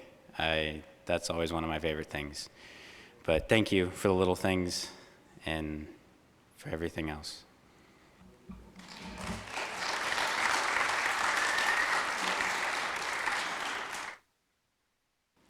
Chuck and Donna. Seeing Easton up here, it made me think. I didn't know y'all as Pathfinder leaders, but we figured out when Caleb and Easton were little that the Packs and the Vernons have known each other for 5 generations. That being said, I wasn't one of them back there then, but when I came to Davis Church, what I admired about you guys is your love for the church, your dedication to the Lord's house, and how respectful everybody needs to be. And you've taught that to me.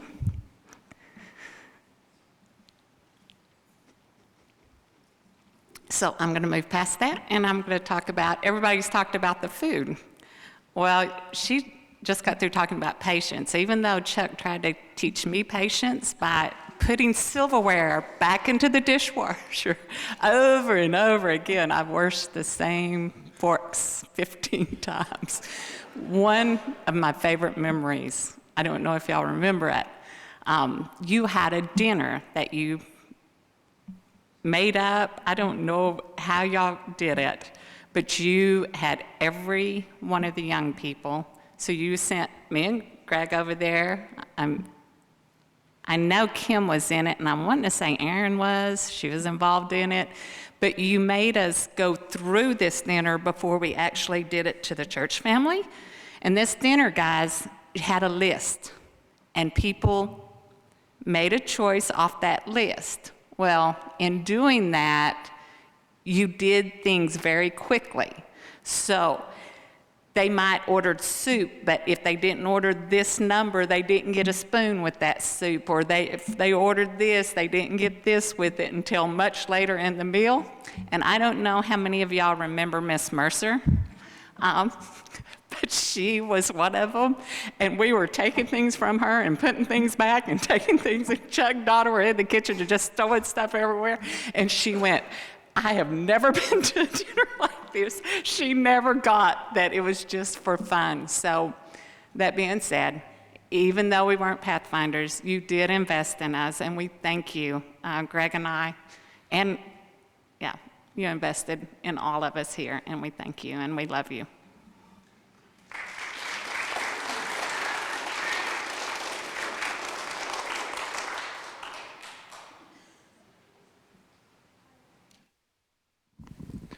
So as Mom mentioned, I was never a Pathfinder, so my experience with you guys has been a little bit different than a lot of the people that have shared, but something that I've said, I counted about 6 or 7 times today, is it's like a big family reunion. Because as I look around and I see everyone that's here, people that I grew up with, peers, people that are older than me, younger than me, watching Sam and Simon on Zoom, it's like a big family reunion, and I can't help but think that you guys are like the grandparents of the big family. And I know that's certainly true for myself. I consider people in the church like family, right? We're not blood related, but there's people that are like brothers, sisters, parents, extra aunts and uncles. But I truly consider you guys like an extra set of my own grandparents, and I'm grateful. I don't have a particular story in mind. The only thing Pathfinder related I can think of is when Mom taught a cake decorating class. I got the privilege of going with Mr. Hill and the group of boys and the Pathfinders to their shop, and we took a small engine apart. And when I say we took a small engine apart, Mr. Hill instructed everyone how to take a small engine apart, and I stood there because I had never seen a small engine come apart before. So that was that's really my only Pathfinder story to share. But just you guys have meant a lot to me personally, and the times at your house or whatever we're doing, you're just you're that rock, that cornerstone. You're the constant that's always there, and especially spiritually developing, seeing the relationship that you both have with God, with others, and with each other in marriage has really formed a lot of who I am today and who I hope to be as a young man growing up and becoming a man and hopefully husband and father. And so thank you both for your impact and blessing.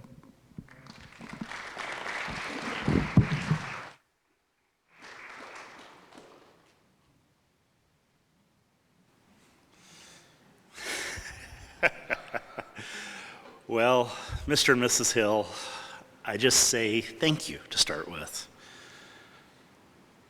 Showed up in Oklahoma, sort of lost. We had come to Oka Woods as in need of a job. We had left an academy that we thought we would be at for years, but were gracious enough to find a job here. Stumbled around looking for a church, found a church family, felt welcome.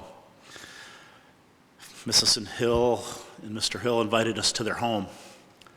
Found a home that felt like home. Had a church family that felt like a church family. We thank you for that. And then a Pathfinder Club. Oh, it was a joyous moment, as my wife has always been a Pathfinder and has loved it. And I've sort of always stood in the background in her Pathfinder ministry and supported, because that's my role in Pathfinders: cook, help move the camp, and be that person. And again, I got to continue that role. Watching the Hills, learning more from Mr. Hill and Mrs. Hill, and I loved that moment. The stories with Mr. Hill and Mrs. Hill are endless. He shows up at camp, helps with a fence, helps with this. I get to see a man who teaches without teaching, who yells at me occasionally, and I love it because sometimes I just need somebody to raise their voice at me, to refocus me. He has that ability, and sometimes it's not the hard word. Sometimes it's the tap on the shoulder. And so those moments always live on. And so thank you. Thank you for everything.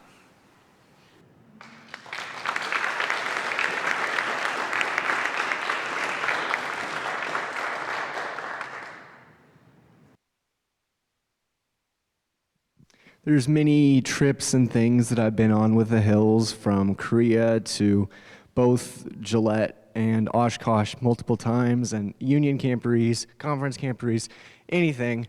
But there's a lot of things that I love about them, and two that stood out to me was patience and determination. If you look over here, there's a bunch of idiots. and they get to deal with these people and us, and it's just, there's a lot of fun that goes on, and they have fun while still getting stuff done, and that's, I've found hard to do. I've worked with a bunch of people, and there's some people that you can't, it's just the way they're built, that you can't necessarily have fun and work. It's just how they work, but that's fine. But my favorite is working with the Hills and being able to have fun and goof off and joke and do things and also get things done and have them run smoothly. But there's also determination that I know multiple people have spoken on.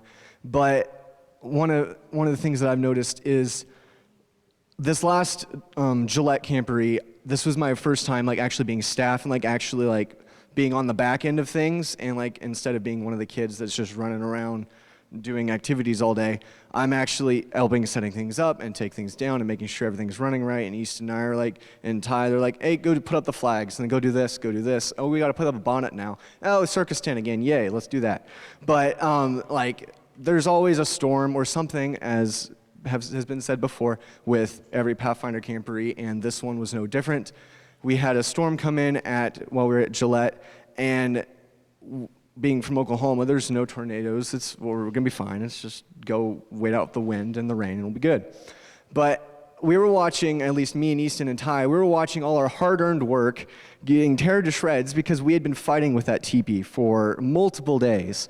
We have one of the things with a war bonnet and all of the stuff that we set up for Oklahoma is our teepee. And we had been fighting with that thing for multiple days trying to get it up. And we had gotten it up to a spot where we're like, okay, we're good with this. We need to work on it tomorrow. And then that storm comes and it knocked the whole thing over. And we were just like, oh my goodness. So it's just putting all the effort into things, learning that some things don't go the way we planned, and then I see that with the Hills, and they're just calm and like, okay, that happened, we'll be fine. It's just watching them as they work and lead. It's just a role model and something I love about them.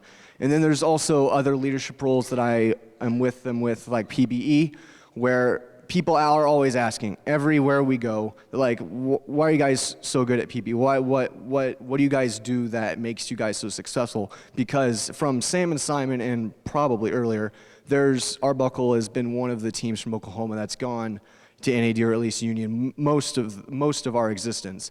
And there is a lot of buy-in that has to happen with the kids, and that's, as these kids know, that you have to do that. You have to want it, otherwise you can't do it. But I'd say the secret sauce, or the thing that like makes it work, is the Hills. Their practice every week, or within that, there's obviously times we don't make it, but just the practice every week that we meet and study over chapters and work together, it's just been one of my favorite things growing up, and also just learning to become a person and function and study, because the study tactics that I use for studying Luke and all the books of the Bible, Hebrews, I'm using in college, and it's just made things pretty easy, and I love that.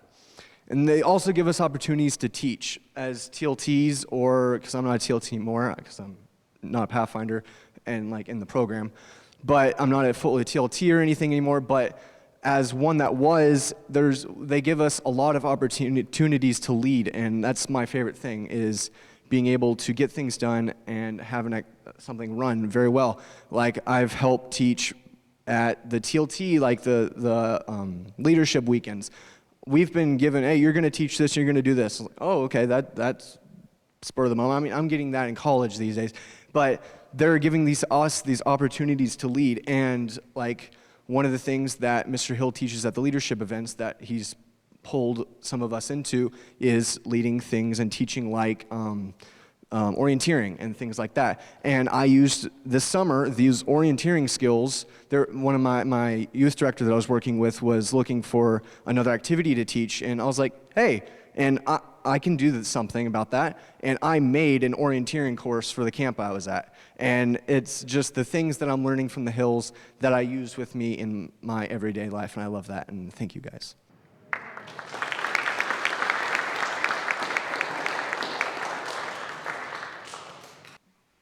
Chuck and Donna, there is a story that involves the two of you that has provided a lot of smiles in the Brown household over the years that I don't know that we've ever told you. And this seems like a good moment in quiet with just the three of us to share that story. We were meeting you, Margaret and I were meeting you in San Antonio for a PBE event, and we were traveling separately.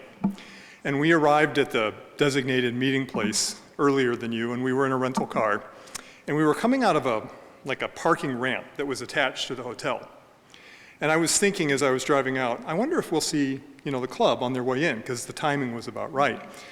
And as we got to the bottom of the ramp, ready to turn out onto the street, I recognized the Hills' vehicle coming down the road. So I waited till they got to the point where were going to turn into the ramp, and I started waving. And I waited. And they didn't respond. And I thought, that's funny, but I didn't want to hang out there forever. So I turned and went away, and presumably they went into the ramp and went about their business. Well, later when I got home after the event was over, I asked my sons, Sam and Simon, who were in the car, do they remember that moment? And Simon said, yeah, I remember that moment. Why, how do you know about that? And I said, well, I was in the car that was pulling out of the ramp that was trying to wave at you guys. And he said, oh, Dad, Mr. Hill wasn't very happy with you. You were blocking his entrance. I said, well, Simon, what did he say? Come on, ding-a-ling, you have the right of way. And as you heard from Simon earlier, it wasn't just the words. He had the whole expression and the timbre, and he was like Mr. Imitation. So that was fun. And we've remembered it with smiles on our faces many times over the years. And by the way, my apologies for blocking your entrance.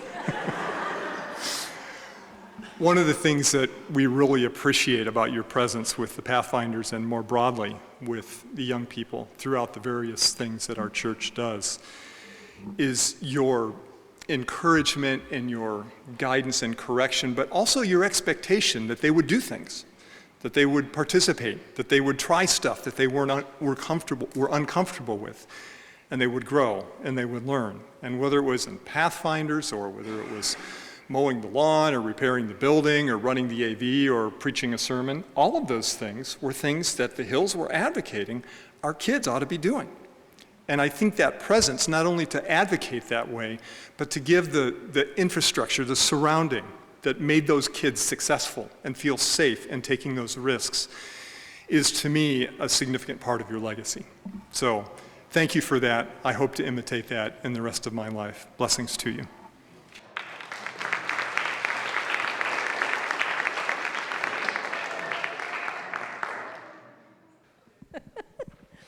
So I want you to imagine your lives without a Chuck and Donna Hill.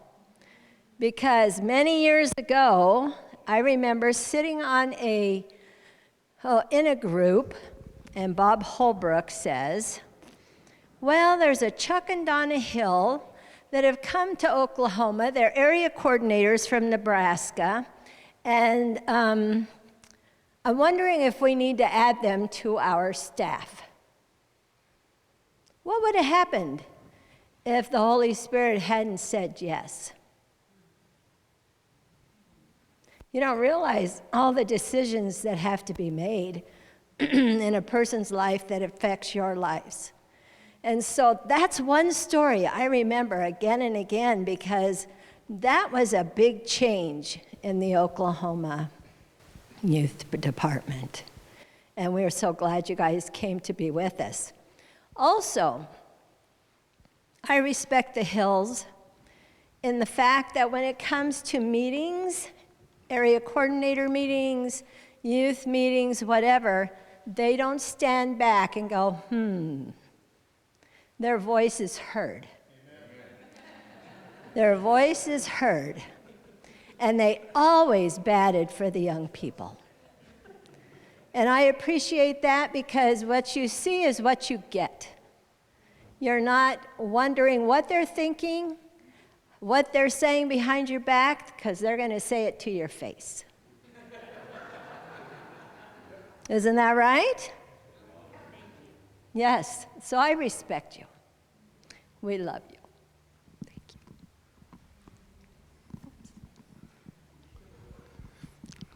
She didn't want to come up here because she will cry, but before you cry, you can go down.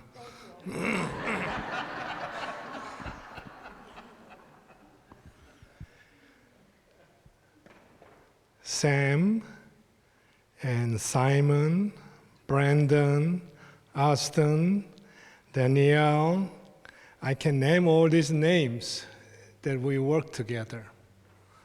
Now you see where they are. Your leadership impacted them so much, they're all over the world. And one of them is right here, Danielle is here.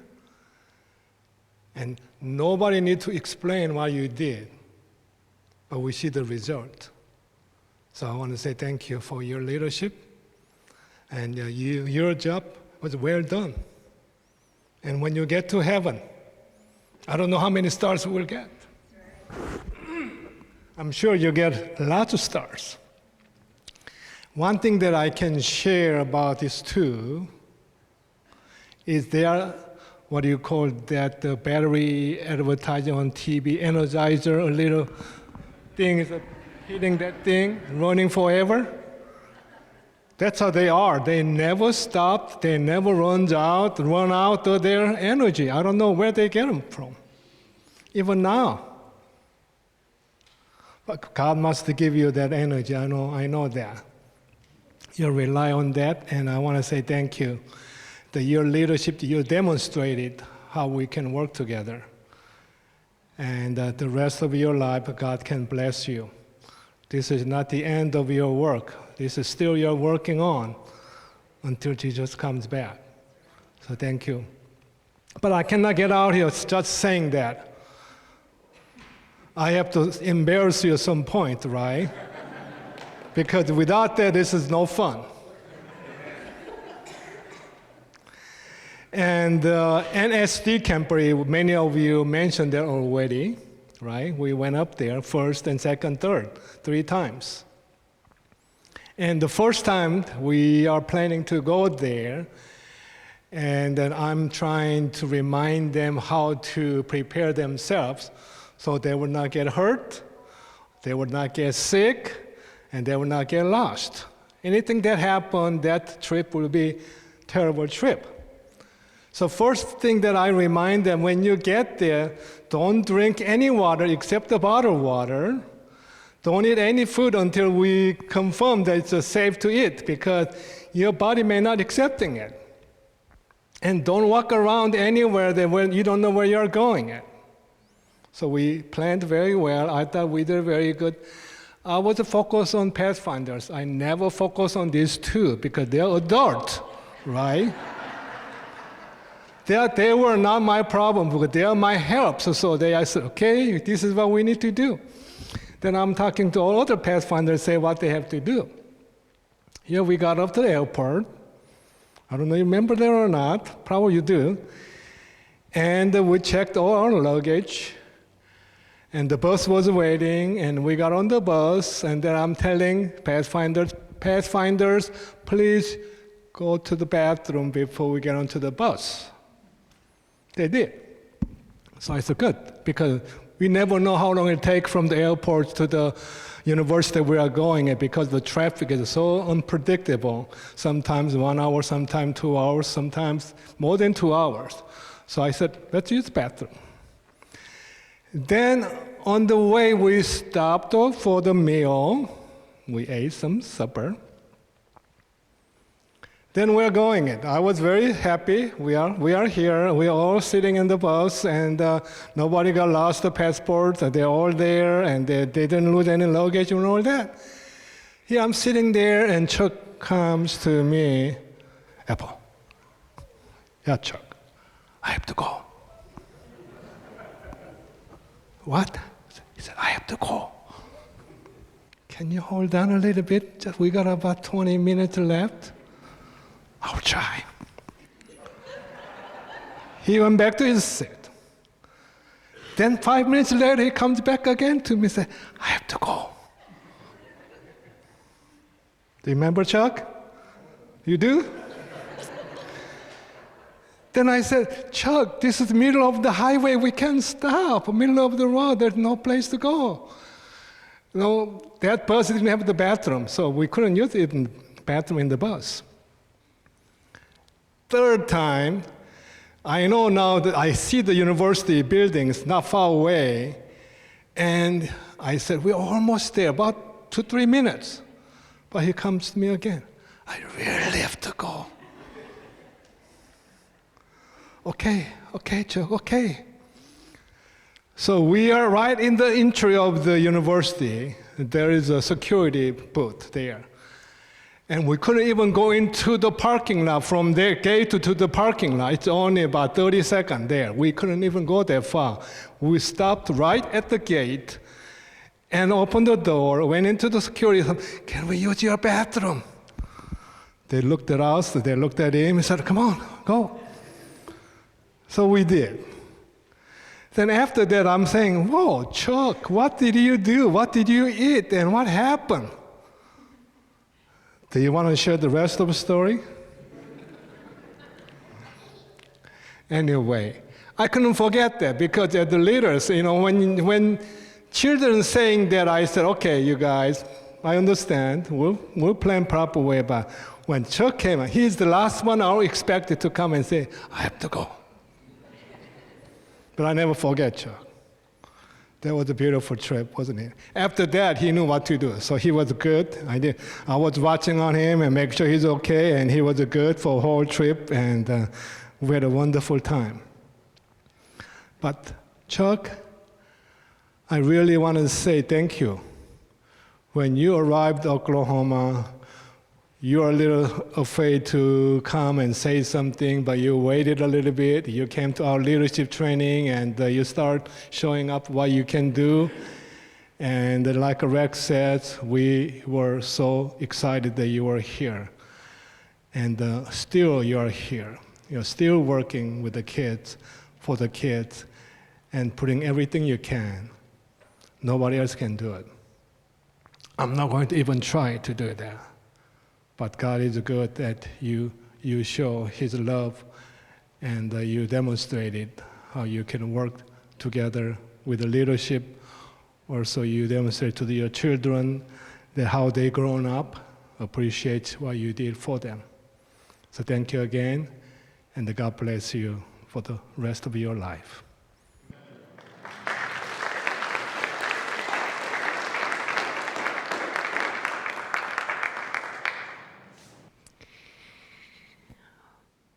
Well, first, I just want to say thank you to everybody that's still sitting here. I know that you may or may not. Obviously, if you're here, you really, really care about my parents, or you've been impacted by my parents. But I can't proceed to even think about what I might have to say without saying thank you to each one of you who are here, who are present, who have sat here for a while. And we still have a little bit more to go, so I appreciate your graciousness. When you're a giver, and I'm looking at very, very specific people, when you're a giver, it is really, really hard to receive. And I believe that my parents are givers. And I know for a fact, beyond a shadow of a doubt, that it has been excruciatingly challenging for them to sit here and take everything that has been said. So I thank you. I thank you, because individuals who are givers need to sit down every once in a while, and they need to hear so that they can be, again, filled up. Even though their ultimate source of being filled up is God, it's still a good thing. Having said that also, in that sense about my parents being givers, that's the way it's always been my whole life. I was kind of raised to be that way myself. I also know that because they are givers, they're also sitting there thinking, yeah, but this person and that person and this family and these kids and so forth and so on.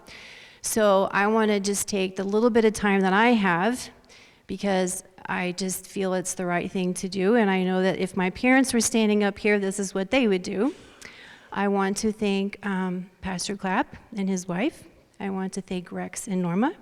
I want to thank Pastor Daniel and Yesenia. And anybody else, and Pastor Park and Miss Annette Park, anybody else, I hope I'm not forgetting anybody that's in particular that's here tonight, this evening, in this celebration of service. That's the whole point, as it is a celebration of service. I know that when I get done, we're gonna maybe, I don't know, somebody might call an audible and we might change the plan, because that does happen, as you've heard in Pathfinders. But you'll get to see some pictures that have been put together to put a visual to a point with some of the things that are said. But service doesn't stop. Service doesn't stop. God didn't put us here to just do something and then be done. Service continues. And so I would just take my time that I have to thank my own parents for their service, to encourage you, no matter how old you are, no matter how young you are, that service continues. And so again, I would say thank you to individuals that have worked side by side with my parents, that have seen their worst, because believe me, I know my parents, I love them.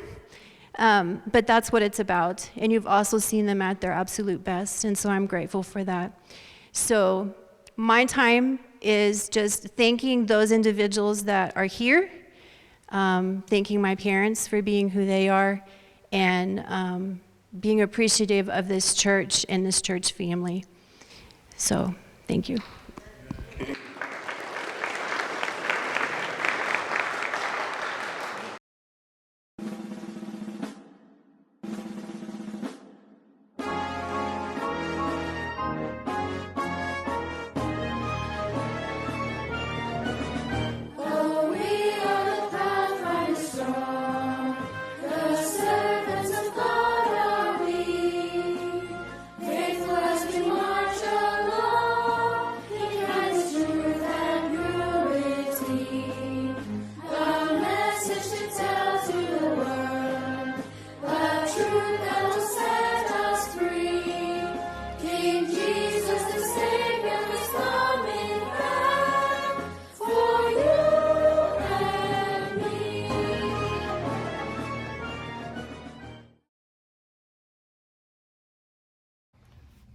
The Pathfinder Pledge. By the grace of God, I will be pure, kind, and true. I'll keep the Pathfinder law. I'll be a servant to God. And a friend to man. The Pathfinder Law. by the grace of God, I will keep the morning watch. Do my honest part. Care for my body. Keep a level eye. Be courteous and obedient. Walk softly in the sanctuary. keep a song in my heart, And go on God's errands.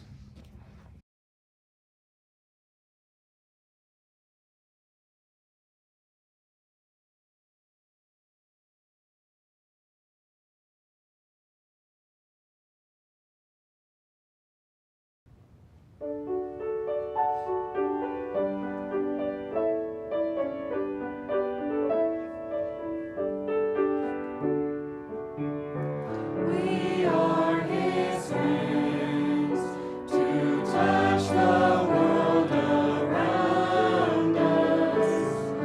We are His feet to go where He may lead. And we are His love burning in the darkness. We are His love shining in the night.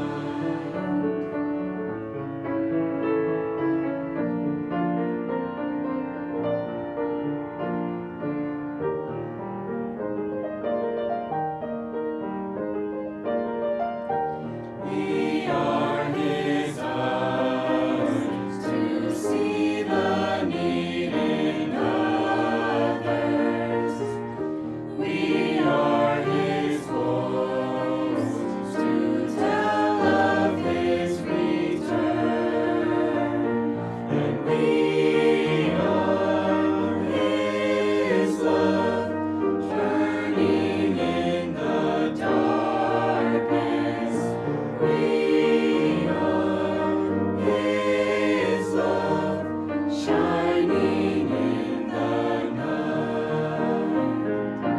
We are His love burning in the darkness. We are His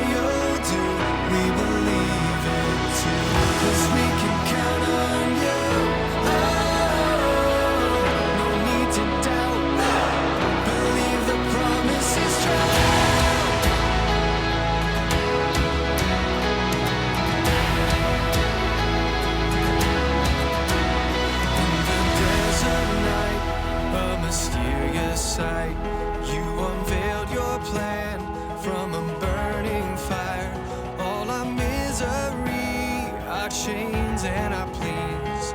You stretched out your hand and you set us free.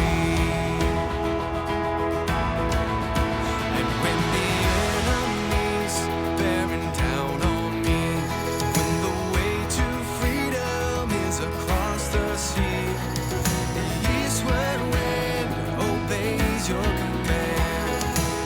You make a way and I see dry land. Who you say you are, we believe. Whoa, and what you say you'll do, we believe it too. 'Cause we can count on you. Whoa, no need to doubt. No, believe the promise is true.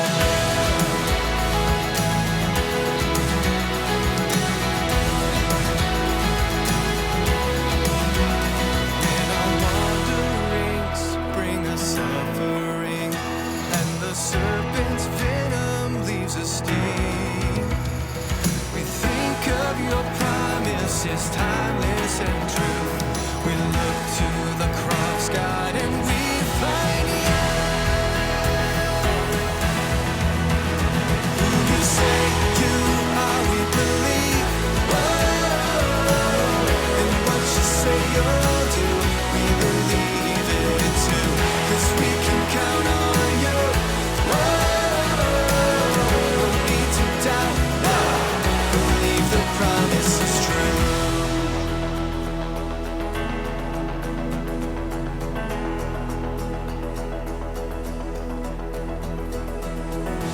Yes, you are alive. You are all we need. Always by your side. These are your promises. In the darkest times, yes, you give us peace, bringing hope to life. These are your promises. Yes, you are alive. You are all we need. Always by our side. These are your promises. In the darkest times, yes, you give us peace, bringing hope to life. These are your promises. Who you say you are, we believe. Oh, and what you say you'll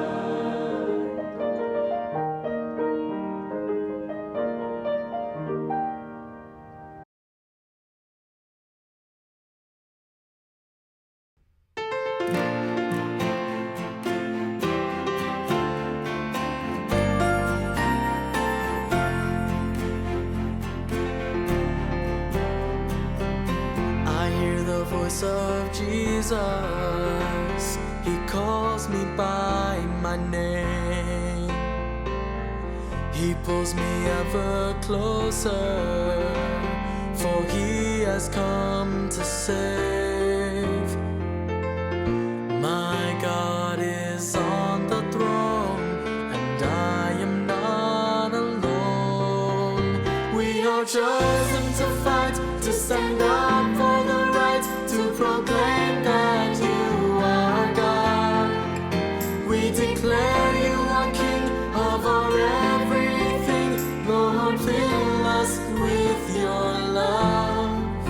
We are chosen, chosen to bring your light to the world.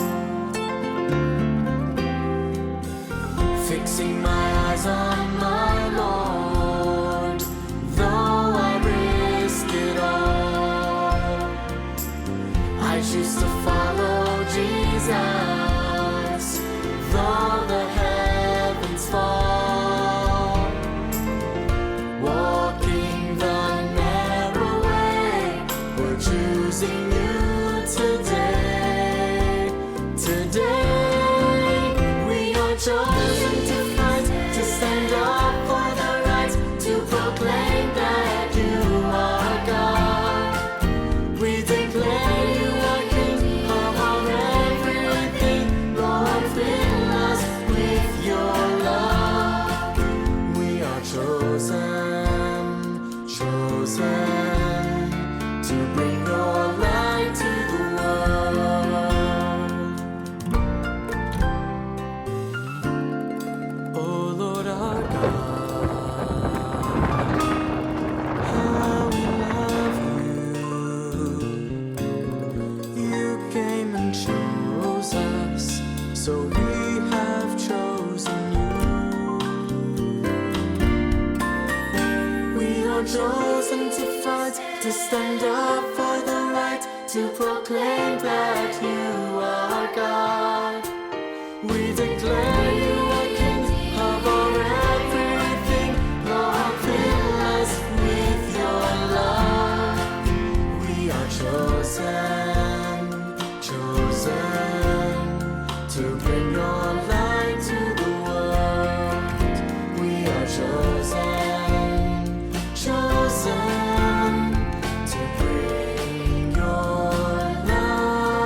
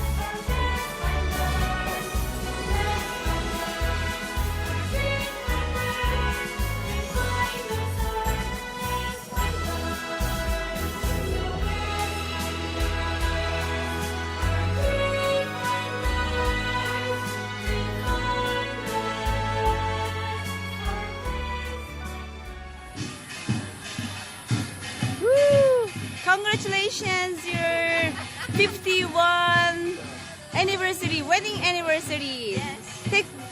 Speak something. Huh? Say something. Say something. Happy Yeah. anniversary. Yeah. Yeah. Kiss her. Oh, the hat will fall off. The hat fall off. Woo! Yay!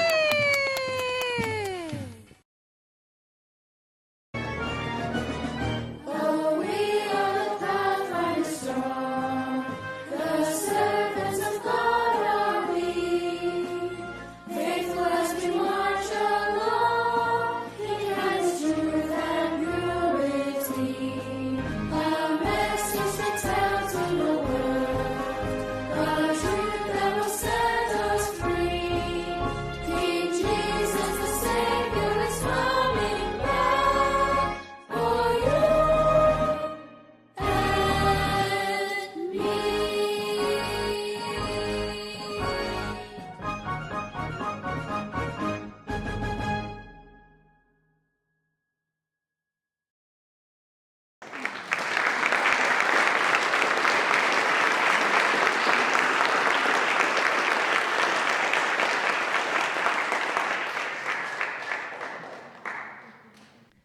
Chuck, this is the time you've been dreading.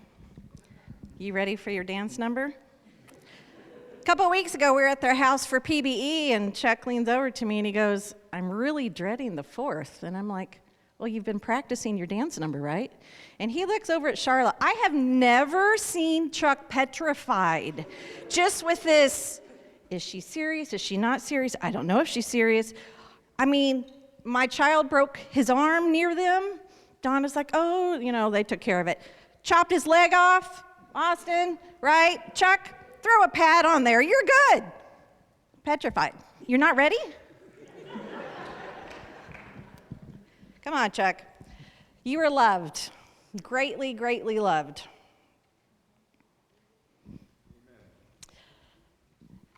We have put a lot of faith. As parents of 4 kids, my most precious thing is my children.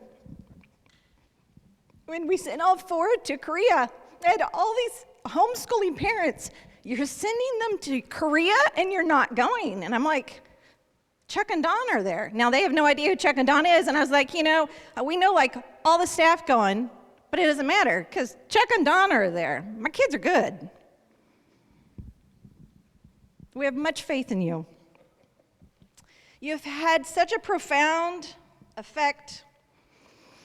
And then we're trying to figure out how to encompass all of that into a gift for you. So Pathfinders, anyone here who's never heard of Pathfinders, let me tell you a little about it. It's this youth organization, and what they do is they do classes. So if you complete a class, what do you get? An honor. They like patches. If you go on vacation, you get a t-shirt, right? You've been there, done that. Pathfinders, well, they do give you t-shirts, but they do honors. If you go on a camporee, what do you get? Patch. You have a lot of patches. You have a lot of things. And so we wanted to figure out how we were going to commemorate that. So we tried to put it all together. Why don't you come up, boys? So we have started to create a wall hanging for you. So there's a little bit we're going to explain. So the class colors. I don't even know what the classes are. The class colors are on there. The border is the Pathfinder law. Many patches from many places. The scarves at the bottom were Charla's growing up. The Eager Beaver is Easton and Madison. But it's not done. And there's a reason it's not done. And it's not because I ran out of time. The reason is this: you are going to help me finish the back. So in the other room, when you go in there, there are these blocks. And you will notice there's a nice white space in these blocks. Now, all the blocks are different colors, each color, again, representing the Pathfinder classes. But we're leaving it a space for you to sign them. There are special pins on the table, and what I want you to do is you can write a note, you can write just your name, it's up to you, but we're going to take all of these blocks and we are going to create the back. So I want to make a special note, however. There are some blocks on the back that are not class colors. Hey, Rex. What is that?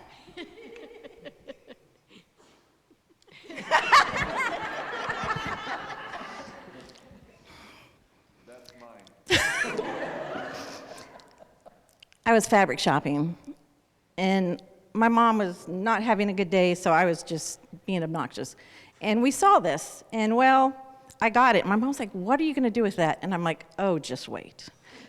So we affectionately call him, what is it, Maddie? Okay, these are dinosaurs. So you have a little bit of Rex on your quilt. But this is a quilt for you.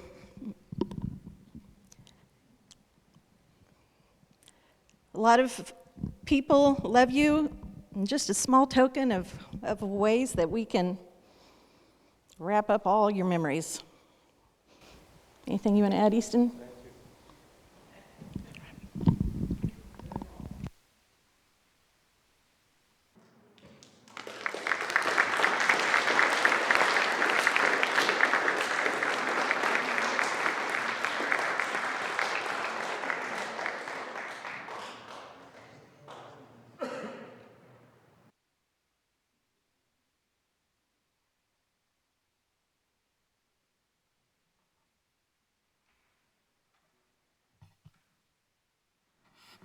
We're, in an impromptu fashion, going to lead a closing song right now. So we'll do hymn number 214. It's very familiar. We Have This Hope. Many of you may know the words without looking it up. Because I know this group to be an above average musical group for a congregation, I'm going to do a couple things that might be a little bit unusual. First of all, we're going to sing it without a vocal leader, okay? So all you have is the instruments. I think that will not be much of a challenge for you at all. In fact, you probably want an additional challenge. So the other thing I'm going to suggest that we do is add a little bit of dynamic contrast.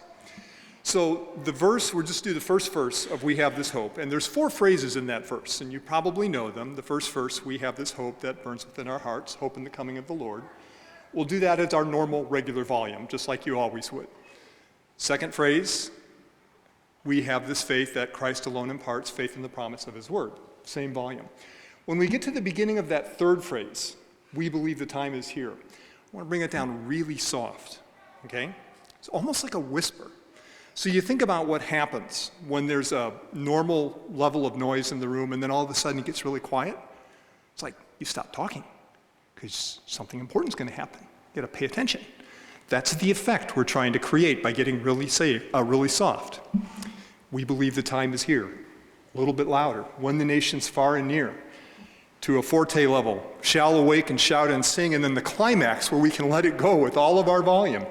Hallelujah. Christ is what? Isn't that good news? Thank goodness we have that to celebrate and we can sing about it. So we want to really build to that climax. And then at the end, the repeat. We have this hope that burns within our hearts. Hope in the coming of the Lord. And then when we get to that point, Pastor Gene, if you'd come up and offer a prayer of blessing. So please, stand with me and let's sing that together.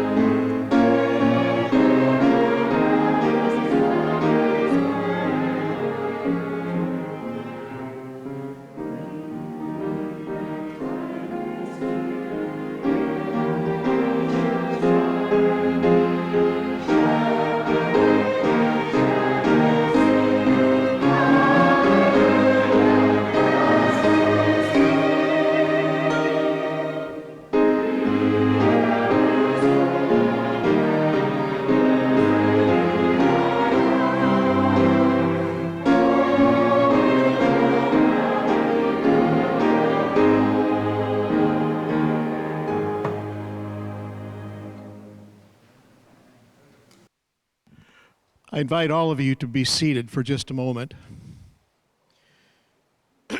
Chuck and Donna, you need to come up here with me.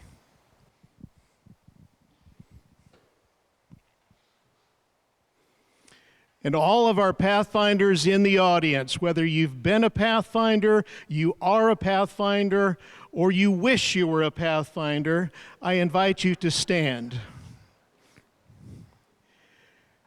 Chuck and Donna, we would like to recognize you and the service that you have provided, not only this church, not only in Nebraska, Kansas, Nebraska, but also in the Texas Conference and in the Oklahoma Conference, in club, in conference, in union and division. We would like to thank you for that. And for that reason, Pathfinders, attend, present arms. Order arms. Be seated.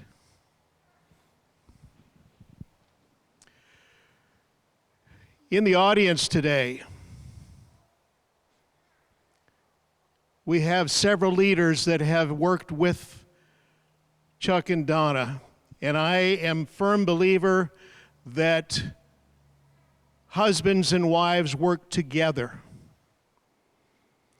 And Daniel and Yesenia, I invite you to come forward here and be a part of this prayer this evening. Apple and Annette, I invite you to come forward also. Rex and Norma, if you would come up.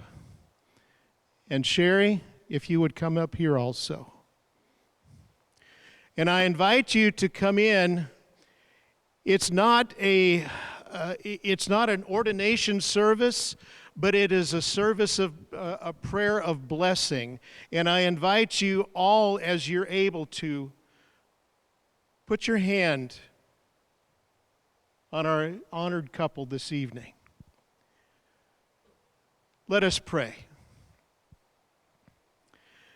Father, this evening we have had the joy of listening to so many testimonials of people that have been touched by this couple, Chuck and Donna Hill. And as one person was saying, you don't say one without the other. It's Chuck and Donna. And Lord, we thank you for the service that they have given. But Lord, it wasn't service because they were looking for honor, and it wasn't service because they were looking for pay. It was service because they love you and they love your children. Father, we thank you for that. And ordinarily, as we stand here and as we put our hands upon them, this would be an ordination for the beginning of service. But Lord, this is the end of the organized service. But it's the beginning of more behind the scenes, more backing away, but showing others how to reach out and continue and do what they did. Father, we thank you, and every one of us here on the stage that is touching them is making contact with them. Lord, we have all had such close contact with them. And Lord, you see the people that are in the audience, they have shared also. And Lord, today we thank you that they have been a part of this church, of this conference, of this union and this division, and internationally, Lord. Thank you for them. But Lord, we are looking forward to a great day when we will have a greater reunion. And that is when you come in the clouds of glory and we can all reach up and say, lo, this is our God, and we have waited, and he will save us. Thank you, Lord. In Jesus' name, amen.